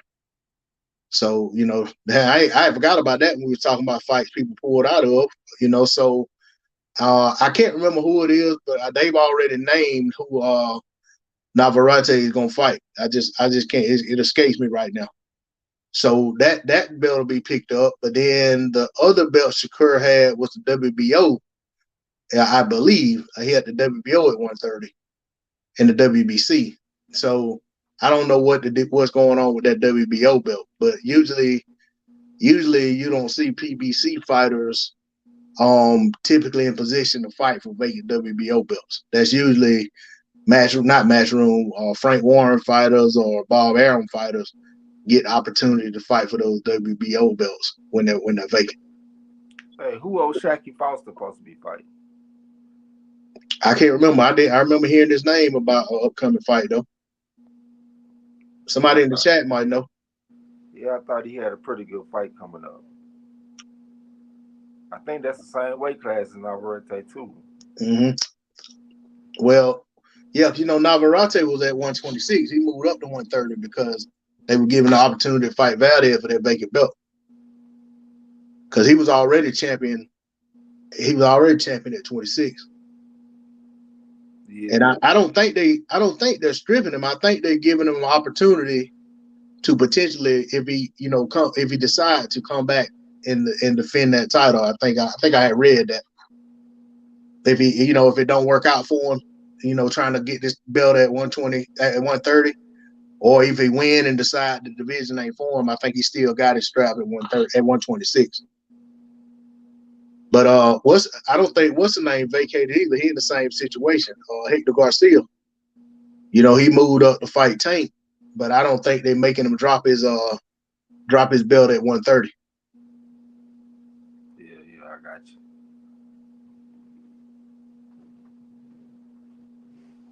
Yeah, I got you, man. Yeah, the energy kind of low, man. Y'all tune in to that Japan fight though on New Year's Eve. That's gonna be a good one. Yeah, that's gonna be what time? It's gonna be pretty early our time, ain't it? Yeah. Okay. Yeah, I'm gonna check that out. Who fighting in Japan? Kazuto Ioka versus Joshua Franco, Man Rodriguez big brother. Joshua Franco got 96 amateur fights. Ioka got 105 amateur fights, I believe. Like 96 and 9 or some shit like that. Maybe 95 and 10. It's somewhere off in there. Both of them fought some pretty good guys. Franco been stopped one time, but he got stopped by a pretty hard puncher. And the other guy, he only lost by split decisions. The Ioka, he only lost by split decisions. So this is a quality fight, man. They fighting for a unified title. I think at 115. You know what I'm saying? So that's definitely a fight that's worth checking out. It's gonna be a good one. Now one of them just got concussive power, but it's gonna be a good fight. Yeah, I'm gonna check it out, man. I gotta make sure I put myself a reminder because that ain't some time I would normally be up watching boxing. But I think I remember watching that Triple G versus what's the name fight. I think that was in Japan.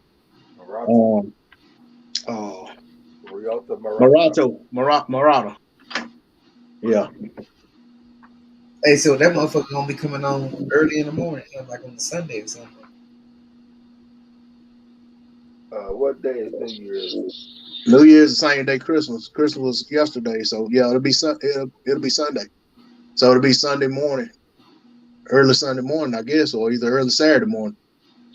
Yeah, but it's gonna be Sunday though, like 3 o'clock, anywhere from 1 to 3. That shit gonna be on.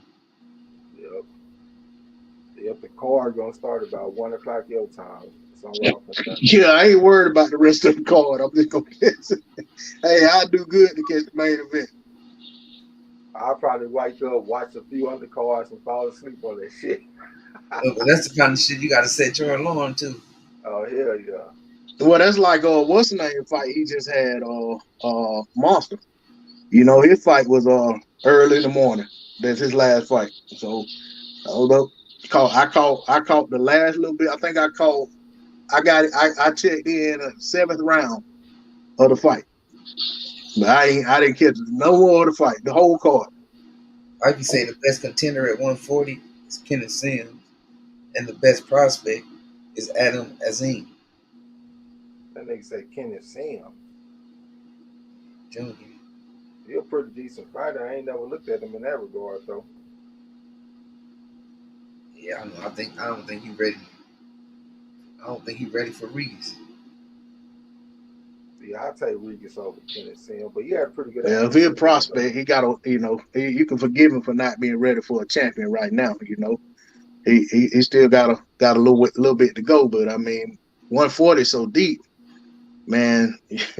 I mean, you got, you know what I'm saying? It ain't top heavy. It's top heavy. It's 30, 35 and 47. So, you know what I'm saying? It's it's a lot of tough fights to be made, down toward the bottom of the division, in terms of like top 10, top 15. I don't mean like the guy that, the no hopers, but you know what I'm saying? There's some guys out there, you know what I'm saying, that can get with Yeah, no, I was just using it as a measuring stick. I wasn't saying that he ain't the prospect. I was just saying I don't think he's ready. I wouldn't even take Sims over Barbosa. I think Arnold Barbosa beat him. I mean, Sims ain't no undefeated motherfucker anyway. I mean, he done been beat before. That's why I say I ain't never looked at him like that, like he just some bad motherfucker. But he decent though. He had a good amateur background and shit. They did a documentary on Showtime, and he was part of the documentary. So it go into his background and shit. Him and his pops. Gil Cole, salute, bro. What's happening? Salute, my boy Ray in the building. Going down. Damn, thanks, Ray Ray. Yeah. How So, you see? How you see? I was searching YouTube, and know he had streams of 21K views, 13K, and 17K. Yeah, He my said fucking Louis. yeah. Yeah, he pretty popular fighter, man. I'm probably I'm not with everybody on the Louis though. I saw him get pieced up and dissected in the amateurs against Yosvani Besa from Cuba. And I know as a pro, he ain't fought nobody that's slick and smooth like that.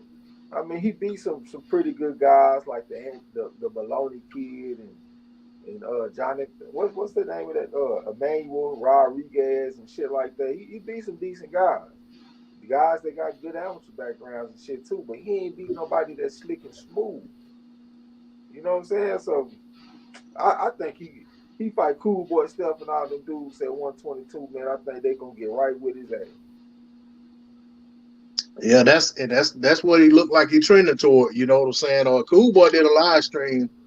It was yesterday or the day before, where he was talking about, I think it was yesterday, where he was, no, the day before yesterday, I mean, he was talking about, people saying, making these remarks about him potentially trying to do things and maneuver himself away from Inoue. And he explained all of that and said, they presented this situation with a Figueroa rematch.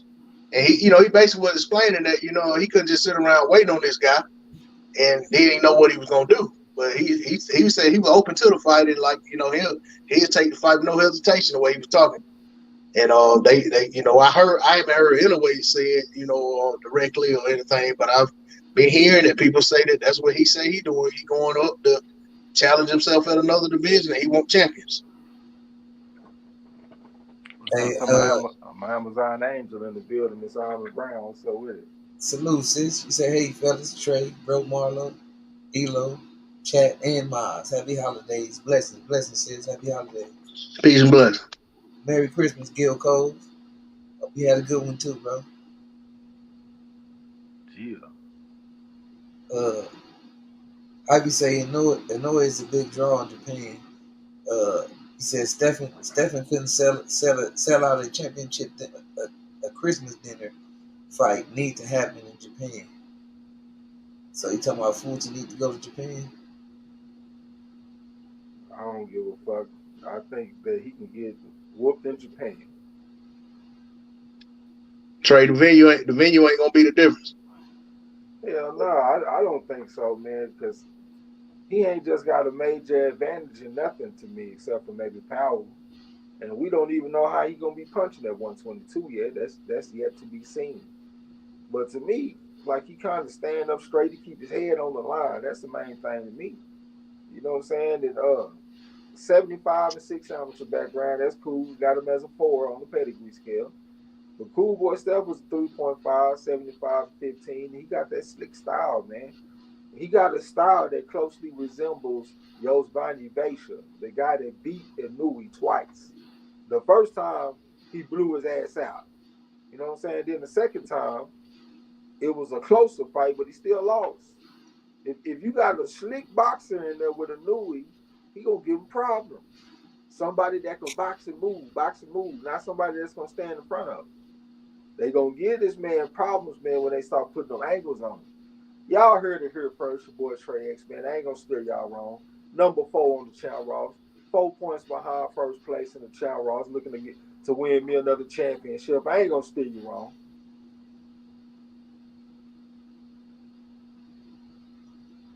Hey,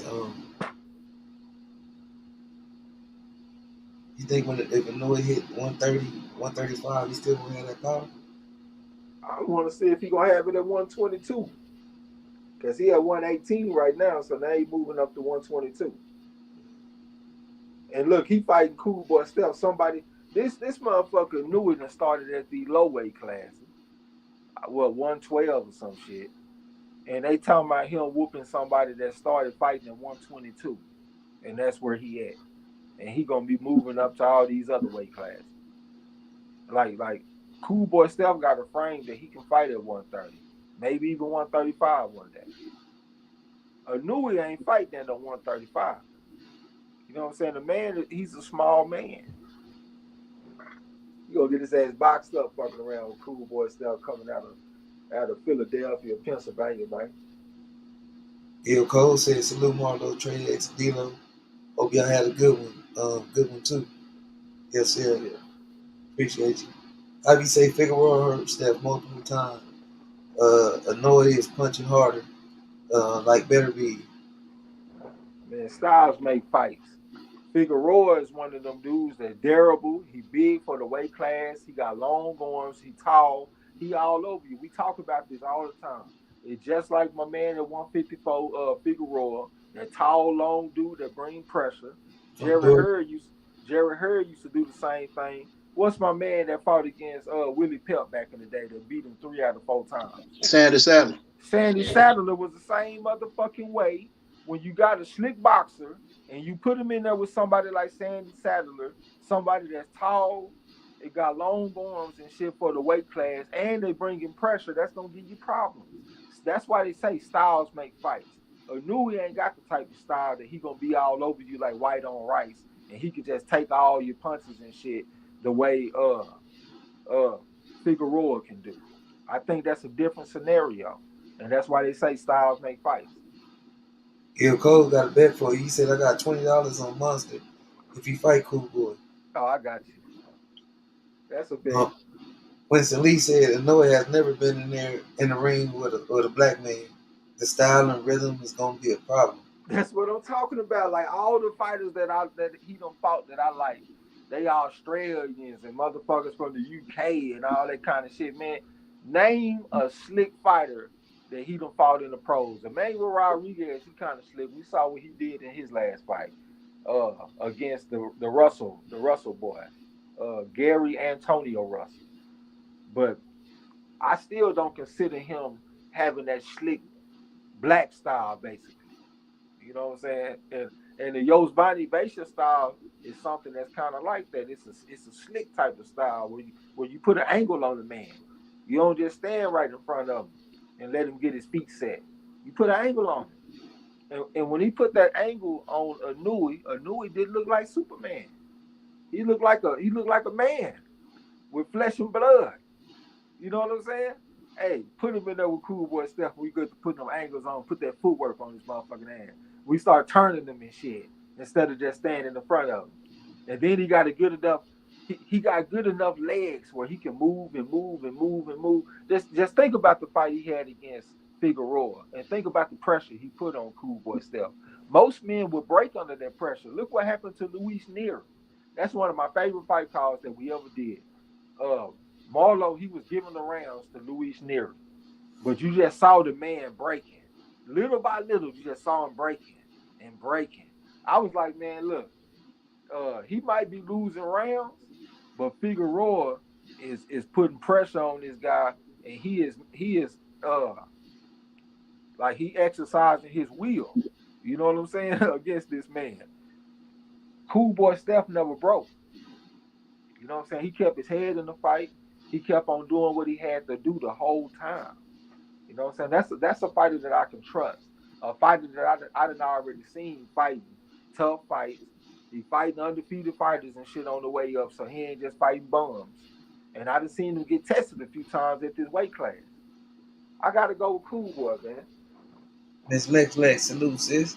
Happy holidays to you as well. She said, salute. She said, happy holidays, y'all. Happy holidays. Hyphy say Asians dominate those lower weights more than blacks. Steph has never fought an elite Asian that's punching hard like Beterbiev. We gonna see, man. We definitely gonna see.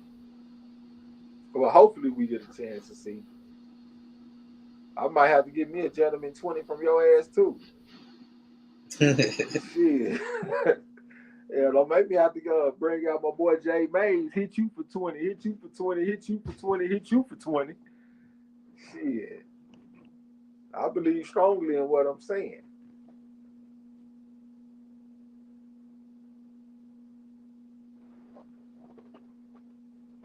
Hey, shit, y'all got anything else y'all want to go in about? Any thoughts on what's going on around the thing? Y'all see how to bring up the Crawford versus Smith, because that's not happening no time soon. I done moved on to Keith Thurman. That's what it's looking like going to happen. And I don't think that's a bad fight. I like to see it, but yeah, that ain't a bad fight, man. I'm just kind of down because we ain't gonna get the Charlo fight and a few things coming up next month. That shit kind of took my energy a little bit. Definitely brought it down to a low. I was looking forward to that shit. But we can look forward to Hector Garcia and Tank Davis. So even though that's gonna be on pay-per-view and shit, but I was just gonna say that shit. But is that pay-per-view worthy though? Well, to me, the main event ain't. But I look at it for all the pay-per-views we done got recently, especially if you look at, Tank the headliner, right? If you look at any other Tank pay-per-view and compare it to this one, I think we get more bang for our buck by comparison with who's all on the card. They may not be the best fights, but the names on the card, I can kind of be okay with it because of all the names on the card. But I don't want to pay for it.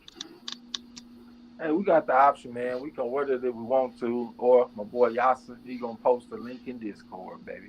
You know what I'm saying? Whatever we want to do, man. We want to call the fight, we can call the fight. If not, we can relax and just catch that link. Right. Either way, we're gonna catch the fight. You know what I'm saying? Man, I tell you, I don't know. That'll be one of the ones where if you did call the fight and you actually chat with so many, marquee type fighters on there, man, they might work you to death that night calling the fight. When you start asking, do you want me to call this fight?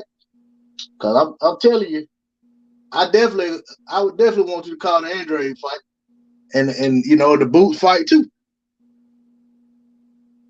Yeah, Wait, Boots and Andre on that card? D-Lo?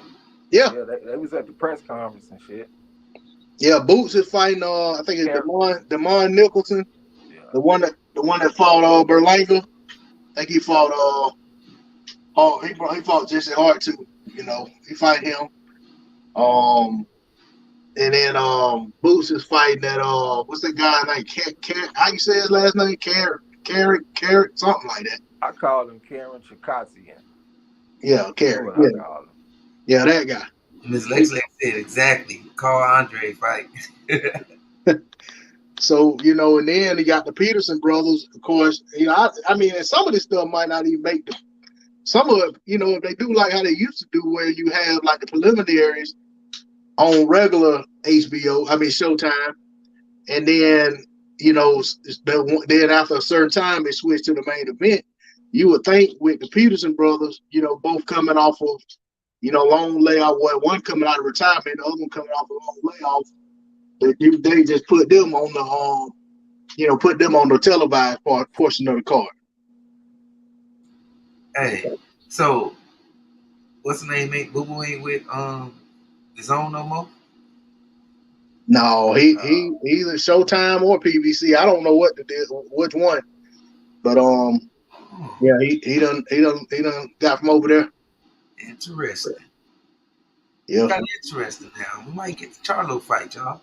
well, that's what he say he over there for. Say he want the Charlo fight, but And that's how I'll do business. He like to do a 2-3 fight deal, not just one fight to draw up interest. You know what I'm saying? Tie up the interest. Um, and that's why I asked that question. If he on this card, he might have a 2-3 fight deal, and I believe Charlo might be one. That'd be nice, y'all. We get that. A lot of that talking that we done been doing over the years, we might finally get to see it. yeah, it's well overdue. But we definitely know Charlo ain't going straight into no intrigue fight. So I just want to see him with a fight on deck, on tap. Yeah, didn't they say he had a back injury or something? That was the reason they gave for why he pulled out of that fight. I think that was back in June when the fight was gonna happen. Yep.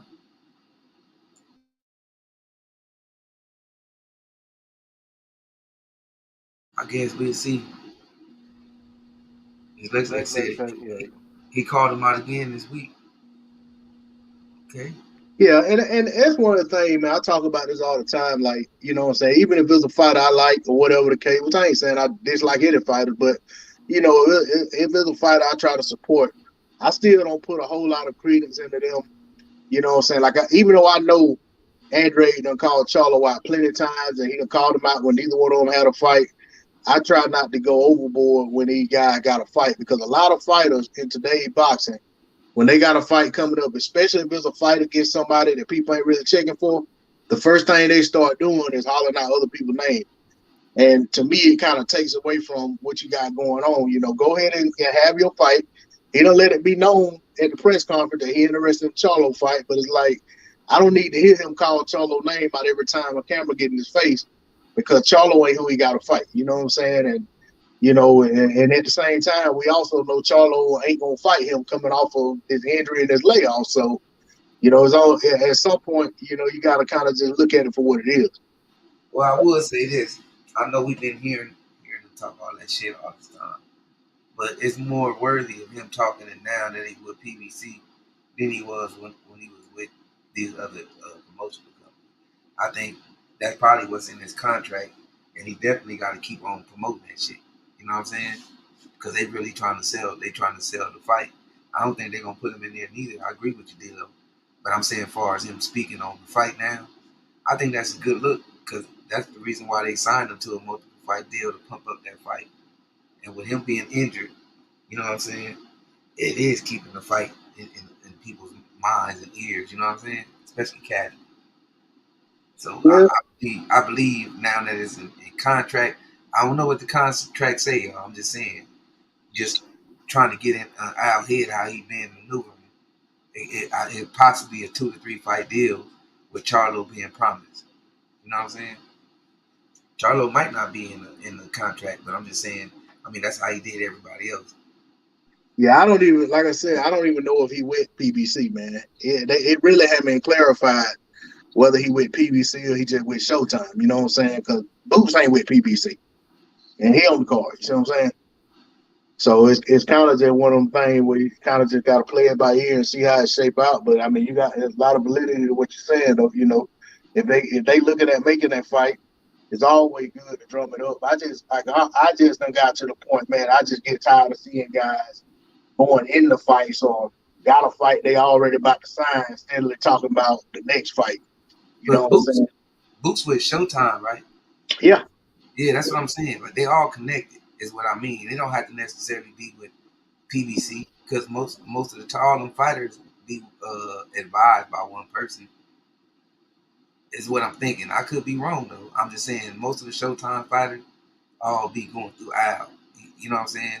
Most of them PBC, they all go through Al. Even the Mayweather fighters. You know what I mean? They all. You could look at Tank Davis. He say he not with Mayweather no more, but he definitely talking about Al though. Miss Let's say he been calling that man out since 2016. Yeah. But you know what I'm saying, though, D-Lo? Yep, I agree with that. Yep, agree. I agree with you and Miss Lex Lex. No, So no doubt about it. You know what I'm that's saying? what I was. Hey, Miss Lex Lex, Miss Lex. Sorry, go check my channel. I got a lot of videos about that Andrade and Charlo saga and how I don't subscribe to that whole nonsense about them. Using him pulling out of the male fight as an excuse not to fight. So, you get a chance, go over there and check that out. You don't mind, you know what I'm saying? Go over there and check my channel out. I got a lot of content talking about that. So you're definitely right on that about him calling him. I've been calling him out for years. Done popped up on him at multiple press conferences and all kind of stuff and still can't get no action. But yeah, I think that's a better situation for Boo. Even if he don't get a Andre fight, because at 160 and 68, he can get some decent fights up out of Showtime or PBC, out of whoever. Not at 60, he can't. Yeah, I think he's done with 60, but I mean the problem with that's been the biggest issue Jamal done had. Is they really ain't got nobody at 160. You know what I'm saying? Now they got Adamas who is pushing up to try to become Jamal mandatory. But aside from that, you know what I'm saying? Like most of the action at 160 was over there with where Andre just came from.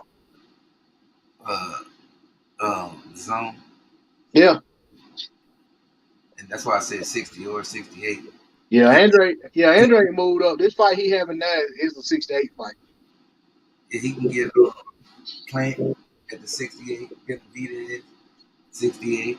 Both of those, you know what I'm saying, some big fights for him. Um, at 60 is really nobody there anyway. Though. But the money fights that he want, where he want to be, is probably most likely where he going. Though. You know, Benavidez, Plant, Charlo, however they want to play, he want to play it. He got better action at better fights than he been getting on the zone. Look at the people we've been fighting on the zone, and look at the potential fights he got with because really no who was chasing over there, just Triple G and Canelo, right?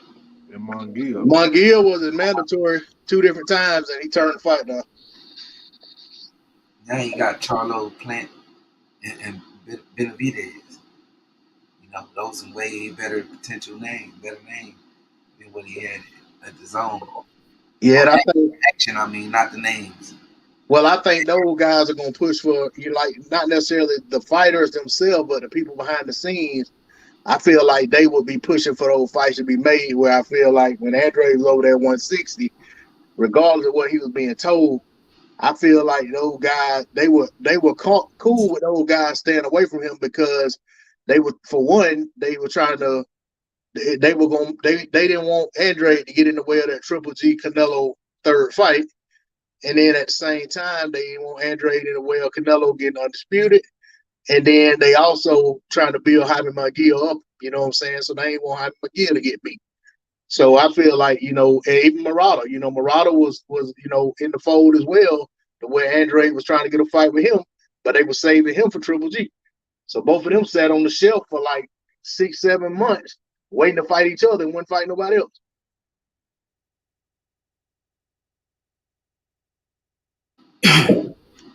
uh, Ms. Leslie said, sure will. Oh, D.L.I.C. put the link up. Hy-Vee said the fight is far from realistic. He said Jamel has been severely inactive as of late, and they're in two different divisions. Yeah, I thought last we heard of him, he said he was going to move up. I don't know. The back injury, I don't know nothing about that after that. I ain't heard nothing. But he still got Benavidez and Plank fights. Those some good fights for Boo. for the shit he got. Miss Lex said Maul wasn't injured. He needed a mental break.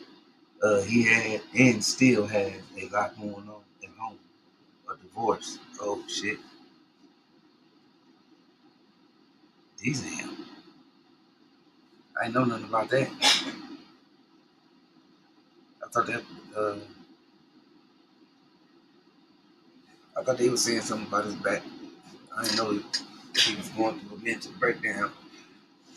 Yeah, it was some other stuff that came out, man. His wife went live and all kind of stuff, but stuff, kind of stuff that we don't really spend a lot of time talking about. You know what I'm saying? But it was some other stuff that happened afterwards about the fight being pulled out and how he needed to be fighting and stuff like that. But I don't know, how much of that is valid or whether she was just mad at him at the time. I don't know. I ain't really followed up on it because it just ain't my lane. You know what I'm saying?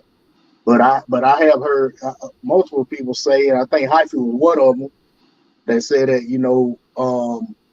his trainer have come on and said multiple times that he hadn't, what I'm saying, that he hadn't seen him in the gym. That he wasn't coming around when he should have been. When you would think that he would be back in the gym training, trying to get himself together for a fight. And, Ronnie Shield might say, he came through, but he didn't train or he hadn't seen him in a couple weeks and stuff like that. So, who knows? But we did see him pull up on Bivol for a photo op. He went to go get an autograph from Bivol, but then the camera showed up, so he started acting like he wanted to call him out for a fight.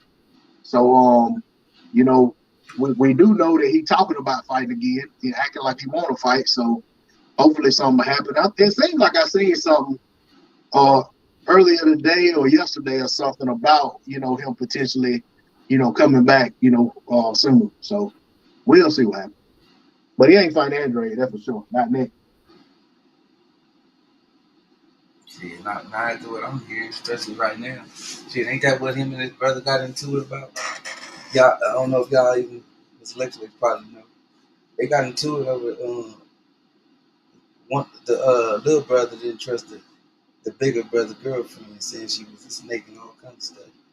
And they had like a fallout. But one of them, it was over their girl. I believe it was the bigger brother's girl. Yeah, I've seen all kind of stuff with them dissing each other on lives and stuff like that. I just don't really get into it. But yeah, I've seen all that stuff. Yeah, I followed 54 one on YouTube. I ain't seen none of his videos in a minute. But that nigga was on his live, on IG Live, talking about it one day. And I think it was because he was disrespecting the girl. Apple type salute, disrespecting that nigga brother girl. The other nigga was like, see, that's why I don't fuck with this nigga. And I was like, damn, motherfuckers might know something they don't know. The other one don't know, don't believe it type thing. You know how men is. Apple tight salute, bro. What's going down?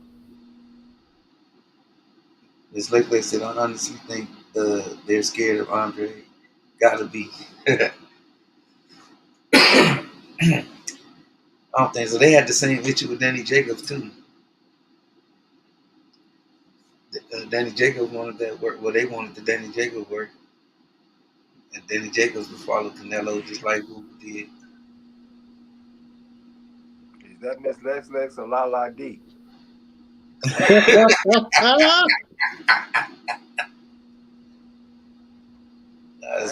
ain't never heard her come here talking about Andre like that. That's why I said that shit.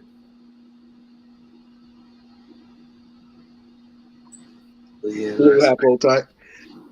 Yeah, but I heard this was probably about 2 weeks ago. I was listening to Andre after that. It was something he was talking about after. I think somebody interviewed him after that press conference for the fight, and he said that he wanted to fight. He said that he want to fight Jamal, and he said he'd be willing to fight Jamel he said if Jamel moves up to 160, he'd fight Jamel, but it'll have to be at a catch weight above 160. He said he just can't make 160 no more. So he's still acting like he want to fight both of them before his career over with. But I think once he stay at 160, and been there a minute, he's gonna be at a deficit, bringing himself down to meet Jamel at any kind of catch weight if that would happen. But at the same time, it ain't like if he were to beat Jamal, that Jamel gonna feel obligated to avenge it or something. You know what I'm saying? Like I just feel like he got his plans of what he gonna do, and he ain't fixing to get to the point that he feel like he got to go fight Andre at some catch weight when he done decided he want to move up to 160 and try to become champion.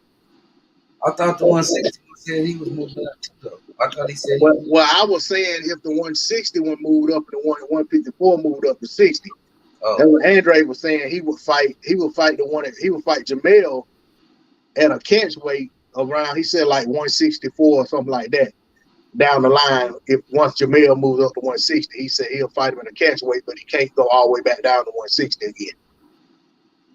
Oh, so Boo completely out of 160 then, what y'all saying? That's what he said. Yeah.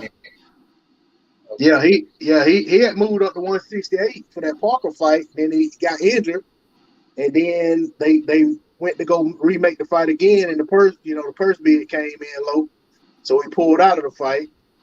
And he entertained going back down to fight at Janabek, but then decided to just go ahead and move on up to 68. And, of course, that concluded he was done with his contract with the Zone, so then he found his way over there where he is now. Miss Blake said, who ducked and dodged who for 6 years? Then she came back when J-Rock called out Maul got right to him. But when it comes to Andre, there's a language barrier.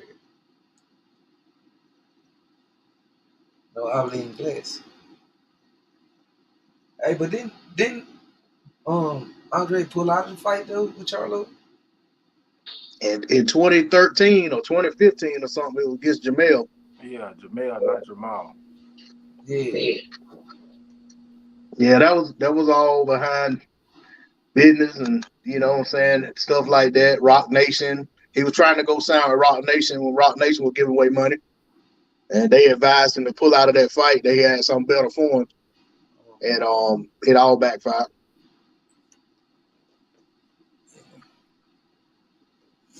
I read they were trying to pay that nigga $40,000 or some shit for that fight.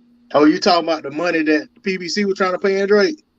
Yeah, the money. They had found out that this what I read, that this was from his dad, right? That his dad was saying that they found out because them guys don't sign them contracts, well in advance of the fight. So they got the paperwork and saw that they were going to be making less money than some of the people that was on the undercard under them. You know what I'm saying? And they didn't think the money was right. But then some people that came back and said that wasn't true. I don't know. But based on what he said, the money wasn't right. Because I think I want to say that fight was going to be on Amir Khan versus somebody. Maybe Amir Khan, Madonna. Maybe that's the fight it was on. It was going to be an undercard fight on there or something. But that's what they were saying. The money wasn't right, and they weren't finna fight for that kind of money. With him being the champion. I would say time to look forward to the weight classes where the fights actually where the fighters actually want to unify. Example, Taraji versus Teo Gucci was a good fight. That was. They also had Jonathan Gonzalez versus that Iwata that night. I think that Gonzalez is supposed to be fighting Taraji next, if I ain't mistaken. That's gonna be a good fight. Jonathan Gonzalez like a 5 on the pedigree scale. I'm over here. I wanted to bet on him too. I'm over here listening to this nigga one time say he thought that Wata was gonna knock him out, and that kind of spooked me a little bit. I was like, damn, maybe I'm seeing this shit wrong. That motherfucker Gonzalez went out there and boxed his motherfucking socks off out there. Went on the road to Japan and boxed his motherfucking ass up. Looked like a 5 on the pedigree scale. Put that southpaw shit on him. That boy ain't know what to do out there. He look confused as hell. Shit, y'all ready to shut it down? Gotta get up in the morning. Yeah, we're gonna shut it down. Go first, D-Lo. Yeah, man, as always, man, I appreciate y'all having me on. I probably should have been in bed an hour ago myself. But as usual, man, glad to be on here, chop it up with the fam. engage in the chat, and you know what I'm saying, and just being able to give my take on the sport and things going on in the sport, man. And I'll catch y'all on the next one, man. Peace and love to everybody.